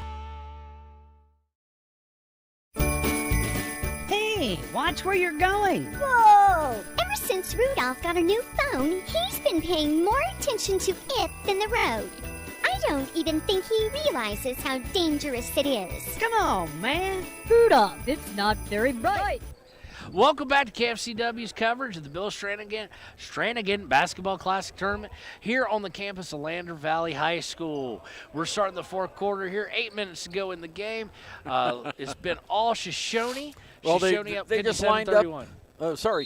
Kevin, they just lined up wrong. They thought they were going to the right, but they're going to the left. So Shoshoni's got the ball inbounds now. And again, here's Kevin. Alex Mills with the ball, going to keep himself, going to drive, gets up a little finger roll, but it does not go through. Probably tried to do a little bit too much by himself. Sheridan coming down, all sorts of discombobulated, finally gets under control. Keller's going to draw the block. But I hate to apologize, and our Sheridan listeners aren't going to like me saying this, but when the guy tucks the ball like he's a running back and lowers his shoulder, that's not basketball. I'm sorry. That was not a basketball play. They should have called it offensive because he was going out just to take guys out. And it was the first foul on Christensen as he took that hit. Inbounded by Sheridan. They're going to swing it around, try the three. No good. Oh, Sheridan trying to save the ball from going out of bounds. Guy takes out half their bench, but Shoshoni comes away with it anyway. Alex Mills going to be working. The defender here, Herzog's getting really, really handsy. And he just committed a foul, and he just got called for it. That was a case of, I guess he thought if he kept his hands busy, he was actually doing something. But it just did not work out for him, and they call him, and the coach immediately pulls him out. Shoshoni's going to have the ball. One more foul on Sheridan, and we're going to be in the bonus. Alex Mills gets the inbound pass. They're going to look to set it up. They're going to swing it over to Dom Jarvis. Jarvis is going to swing it over to Connor Christensen. Swings over to Cousineau. Swings over to somebody who I can't see. Oh, that's Fike. Fike's going to bring it over. Back out to Alex Mills. They're perfectly content just to work their offense. Fike gets on the baseline. Fike gets a little 2-foot, 3-foot shot. No good. Offensive rebound was rejected, but Cousineau cleans it up and gets the solid 2. 59-31 with 6:49 to play. Cousineau's 15th point of the game. Sheridan's going to bring it up. And, of course, you would expect Shoshoni to still be in that zone. They are. But they do find a weakness inside, but they can't convert on it. Cousineau on the break is Shoshoni. Shoshoni, had a great chance at a break, but Jarvis just could not hang on to it. It goes harmlessly out of bounds. Will be Sheridan's ball with 6:32 to play in the game. Well, I tell you what, Coach Wakeland, when he stands up in front of the bench, he's like a billboard there. He's a 7-footer and blocks out some of our views on the near side. But good for him. He's got his team running really well. Sheridan swinging the ball around the post, winds up in the hands of number 21, Bolton, who shoots a three, draws nothing but air, and it's going to be Shoshoni's ball. I do always have to keep in mind that this is a sophomore team playing a varsity team. Right. So there is some lack of experience and maturity sometimes that can come from playing together. Shoshoni's going to swing the ball around the court. They're in no hurry with the 28-point lead. Cousineau does drive, winds up to Alex Mills. Alex Mills goes up baseline and misses. Cousineau steals the rebound right back, goes up, finger rolls it, and in. 61-31, 30-point lead for the Shoshoni Wranglers. Here as we go under the 6-minute mark and about 5:37 to go in the fourth quarter. Sheridan's going to swing the ball around, still probing the zone. Cross-court path, 21. Bolton's going to try another three. It's going to be off. Its offensive rebound is by Green. Green puts it up, misses, but draws the harm. Yeah, I think Christensen got the foul, and a nice bit of sportsmanship that time as Dom Jarvis comes over and helps Ormsmith up off the floor there. So good on Dom. Ormsmith's going to take a couple dribbles, shoot the first one up and misses. Yeah, so he hasn't scored yet. No, he's gonna get one more attempt here. As there's a shooting foul. It's now 3 team fouls on Shoshoni, 6. One more to the bonus for Shoshoni. Excuse me. Sheridan is ways away from the bonus. Second free throw is up and miss, and I would hate to calculate the free throw percentage for Sheridan today. I don't think it's been overly friendly. Shoshoni brings it up the front court. Cousineau drives the baseline up, and he just leaves it short. Nice attempt at the save by Dom Jarvis, but he throws it right to a Sheridan player. And Sheridan's crowd getting a little into it. All 4 of their teams are here, sophomore, JV, and varsity, and they had a little fun as Dom just basically got like an and one tournament type deal as Keller decided to do a little shuffle step and poor old Dom Jarvis. Thank goodness they don't make posters of high schools because he'd be on it as he fell, as he lost his footing, and they had a little fun with him, but almost steal there by Trey Fike. They don't get it. Sheridan gets it back, 21 with the 3. It's off, and it's going to be rebounded by Cousineau. Cousineau's going to turn and head up court, feeds over to Dom Jarvis. Dom Jarvis wisely stops the momentum and brings the ball out. Swinging it around the horn now, we're winding up with Trey Fike. Fike's going to shoot a 3, and he's good from downtown, 64-31 with 4.5 to go in the ball game. It is all Shoshoni. 15th point of the game by Trey Fike. The 3-point, Sheridan's going to bring it up. They're going to try 3-point. Okay, that's got to be a whistle. It hits the top of the backboard. That is out of bounds, Mr. Referee, but they do not signal it. Well, we're halfway through the final period, 4:10 to go now. Shoshoni with the big lead, 33 points. Shoshoni in their front court. They're more than happy just to swing and run their half-court offense over to Fike towards the baseline. He comes off a screen that was set by Jarvis. Jarvis out to Cousineau. Cousineau back over to Mills. Mills is going to get the screen set by Jackson Stanley, and they're going to feed it all the way over to Cousineau, who's going to take the baseline up and score. 66-31 with 3:42 to play in the fourth quarter. 19 points now. No, almost stolen. Great play by Alex Mills, but they get it back. Sheridan's going to shoot from 3. They're going to miss. They're going to get the rebound, though. Keller's going to miss from point-blank range. Rebound by Cousineau, who gets out to Alex Mills, and Alex Mills just jogs it up into the front court. Is there a trampoline under that basket? I couldn't believe how high Cousineau went that time. Jarvis is going to have it over the baseline. He's going to feed it out to Jackson Stanley. Almost goes back court. A little bit of lackadaisicalness on receiving that pass, but they get back control of it. Swing it back around. Jarvis goes to Mills. Mills to Stanley. Stanley looking at Cousineau, who's trying to post up. He goes out and sets a screen for Alex Mills. It was well set and well executed, but the cut went a little too deep, so he had to catch it, and swing it out, and a complete miss by Shoshoni. And Sheridan is going to bring the ball up, and they're going to instantly jack up a 3, and they're going to miss. They're going to swing it back out, try for a 2 on a little dribble drive, and that was good. That was a nice little play there by West. Yeah, that's his first point since the first quarter. For Sheridan. So Shoshoni's going to inbound it here as we go under 2.5 to play in the game. Jarvis is going to be swinging. You kind of do wonder when are we going to see them potentially go deep into their bench here as Shoshoni's got a 33-point lead. But right now they've still got basically the majority of their starting 5, if not their entire starting 5 out there. It's swing underneath, and Mills is not able to get a little finger roll. Rebound by Sheridan. Sheridan's going to bring it up. Keller with the ball. He's probably going to – nope, he's going to dish it. And they're going to get a block on Dom Jarvis as Hutton looked to drive the baseline. That's his first personal foul, and we've just got 2 minutes to go in the game. So pretty good defense by Dom Jarvis. So it looks like we're going to get some guys checking in. It looks like Aiden Jarvis is going to check in. Braxton Mills is going to check in. And Ethan Jensen is going to check in. Yeah, and they get a nice hand from the Shoshone fans who are here. A lot of Shoshone folks here today. Hopefully a lot of them listening on the radio today. We enjoy and thank you for tuning in. Inbounded by Sheridan, 21, jacks up a 3. He misses short, which has been kind of a standard miss for them. They've been missing short quite a bit. The younger brother Mills brings it up into the front court. They swing it over to Jarvis, who swings it back over to Mills. Mills loses control for just a second, gets it back, gets it over to Ethan Jensen. Ethan Jensen's going to drive the lane. He's going to put up a 2. He's going to miss, but through some tips and taps, he's going to wind up getting it back and swing it back out to Cousineau, who then basically throws it to nobody, but Jackson Stanley was able to save it, but right to a Sheridan player. Sheridan on the break, misses the break, 43. Hutton with the miss. Hutton gets his own rebound, swings it back out. West with the ball, swings it over to Bolton. Bolton trying to get the ball to Keller, but it's stolen immediately by Aiden Jarvis as they bring it up. And we're just about to go under 1 minute to play here at the Bill Strannigan Basketball Classic Tournament. Cousineau still in. He's going to feed it over to Mills. Mills is going to throw it to, I guess, a cutting Jackson Stanley, who completely missed it. And then we're going to have a over and back violation.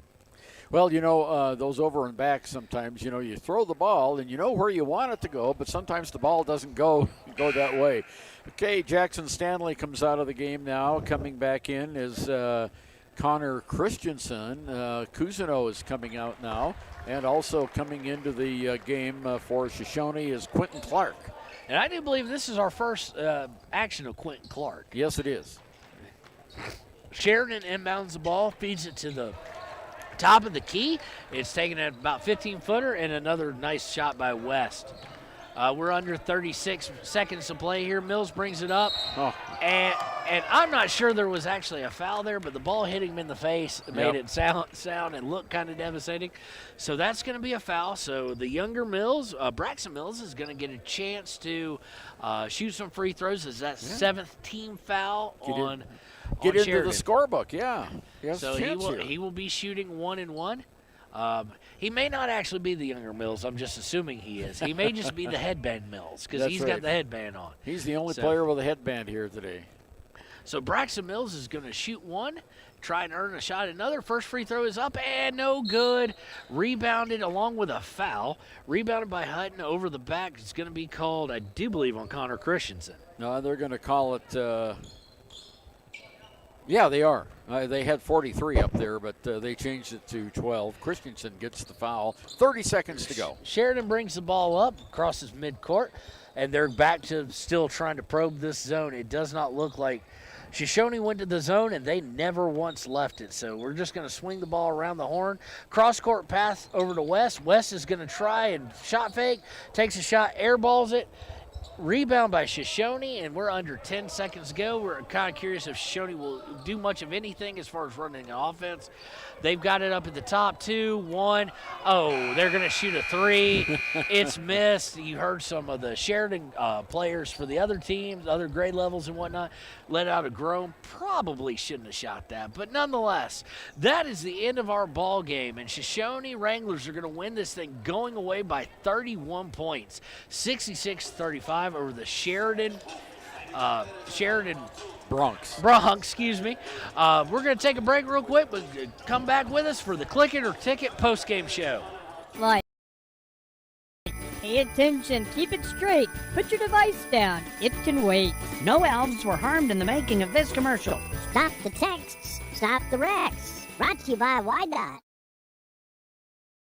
When repairs are complete after a collision, you expect your car, SUV, or truck to look like new. That's the service you'll receive at Stork Auto Body in Riverton. Professionalism and meticulous attention to detail. You can depend on Stork Auto Body, 841 Miniweb Avenue, Riverton. The choice is yours. Sutherland's Friends of the Family Plus Consumer Credit Card lets you choose from 5% off instantly at the register or special financing on qualifying purchases. That means no forms, no waiting, no rebates. You can choose 5% off instantly with your Sutherland's credit card. Got a big project? Choose special financing. The choice is yours with Sutherland's Friends of the Family Plus Consumer Credit Card. Subject to credit approval. Minimum monthly payment required. See store for details. Only at Sutherland's. Wind River Family and Community Healthcare would like to wish everyone a happy, healthy new year. They encourage you all to continue to practice COVID-19 precautions in an effort to keep you and your loved ones safe. They offer a safe and sanitary clinical setting when you stop in for your medical, dental, optometry, and behavioral health needs. Wind River Family and Community Healthcare have clinics in Arapahoe, Ethany, and Riverton for your convenience. More information can be found online at windriver.care. Welcome back to the Click It or Ticket KFCW postgame show at the Bill Strannigan Basketball Classic Tournament.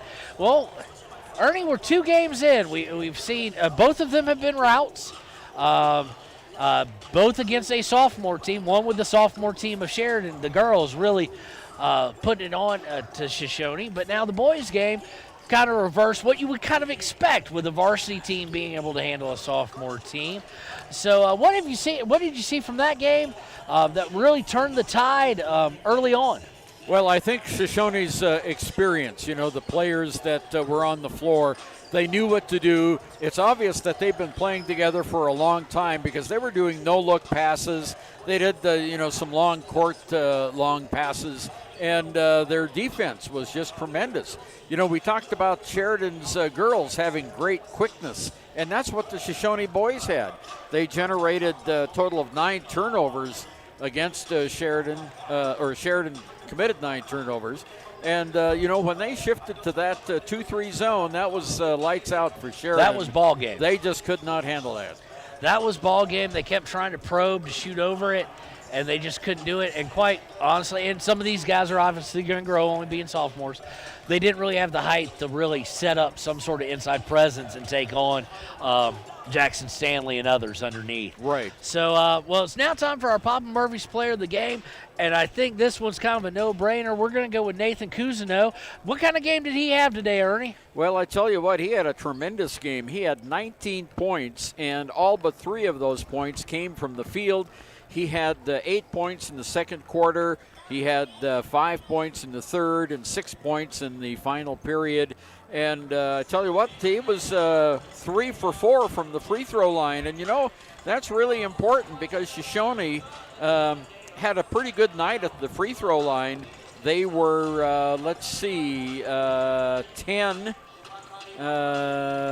for 12 in the game from the free throw line. That's pretty good. And on the other side, Sheridan was only 5 for 14. I was about to say, we'll be nice and just say that they weren't accurate from the free throw line today. That's right. All right, you're listening to the post-game Click It or Ticket show. We'll be right back to tell you what we've got coming up later tonight. There are 2 ways to buy 4x4 gear, the expensive way and the smart way.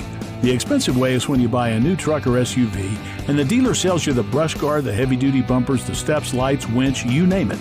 He rolls it all in with your loan into your monthly payment. But here's the smart way. Shop at Wyoming 4x4, where you get expert advice from Dan, quality gear, professional installation, all for a whole lot less than you'd spend at a car dealer. Wyoming 4x4 on North Federal in Riverton. The smart way to roll.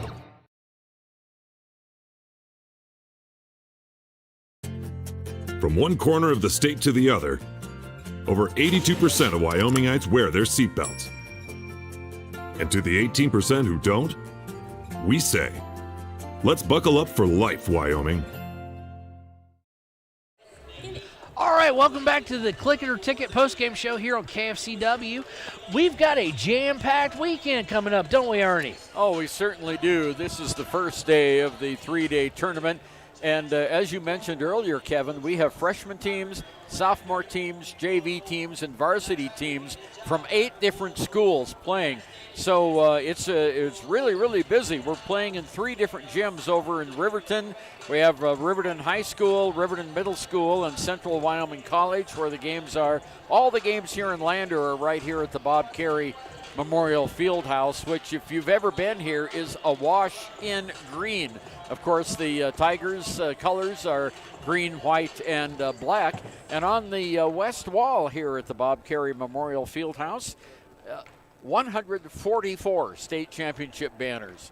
And, of course, 25 of those are from the boys' swim team, who have won 25 in a row. There's also Nordic skiing, boys golf, girls swimming, boys Nordic skiing, speech and debate, dance, wrestling, cross country, football. I tell you, you name it. And they've got a couple of superiors up there for the marching band. The marching band has 4 superiors. So, yeah, it's a very green atmosphere here. But tell you what we're not doing, we don't have green announcers. We've got some good folks coming up today. Kevin, you're going to be at Riverton this afternoon for the 6 and 7:30 game for Riverton and Cheyenne Central. And I'll be right here in Lander for the Lander Tigers and Sheridan Bronx. Cody Beers tomorrow is going to be out in Glen Rock and Wright and Glen Rock for the Wyoming Indian and St. Stephen's games. That's right. Later on tonight at 6 o'clock, you got the Riverton Lady Wolverines facing Cheyenne Central. That'll be at 6 o'clock. That'll be on KTAK. We'll also video live stream at wyotoday.com. And tonight at 6 o'clock, you've got Lander Valley against Sheridan. Yep. Here at 6 o'clock for the girls' game, 7:30 for the boys. Same thing over in Riverton. The video live stream is going to be on KFCW's Facebook, and you're going to be on the radio on KFCW. Tomorrow night, we got games as well at 4 and 5:30. The girls and boys of Riverton face Sheridan. That will be video live stream on Wild Today and live on KTAC 93.9. And again, you'll be on KFCW tomorrow morning. Yeah, in the at morning. 10 and 11:30 for Lander Valley versus Cheyenne East, which means you're going to get a look at a defending state champion in Cheyenne East. I'll get a look at a defending state champion tonight in Cheyenne Central. The live stream for you tomorrow will be on KFCW. And, of course, we are going to be on Friday and on, I do believe, Saturday, right, with Cody and Jason for St. Stephen's and for Wyoming Indian. So we're looking for that. No one has you better covered for high school basketball here in Fremont County than WYO Today Media. And we're going to say goodbye for a little while. We'll be back with you at 6 on KFCW for Lander Valley and on KTAK for Riverton. Once again, this is Kevin Shields and Ernie Over saying thank you for joining and have a good afternoon. Of sustaining an injury. According to the Athletic Training Association, 90% of student athletes reported some sort of sports-related injury. What's more, is 54% report playing while injured. For various reasons, sports-related injuries are increasingly leaving our youth at risk of exposure to opioid-based pain medication. Fremont WhenTheGameSlowsDown.com is here to help navigate monitoring medication, social support, and suggestions on what to do when the game slows down. Brought to you by Fremont County Prevention Program. When you purchase your car, do you know if you got the best payment possible? The answer is probably no. Oftentimes, your loan is packed with additional charges that can drive your monthly payment higher than it should be, costing you thousands of dollars more for your car. Hi, this is Patty, and here is your second chance to get the payment you deserve. Visit Atlantic City Federal Credit Union today for a courtesy loan review. We've helped our members save money by refinancing their vehicle with us. Now it's your turn. Open your eyes to a credit union. Atlantic City Federal Credit Union. Bailey's Enterprises is a proud sponsor of Riverton Wolverines football. For over 50 years, Bailey's has become the name you can trust. With Pit Stop Travel Centers, you can fuel up and stock up on trip snacks at locations all over Fremont County. You can also put your trust in Bailey Tire and Auto for service and to keep handy for those times when your luck runs out on the road. Refresh at the Speedway Cafe with a dine-in meal or a round of carry-out with a variety of specials to keep you going.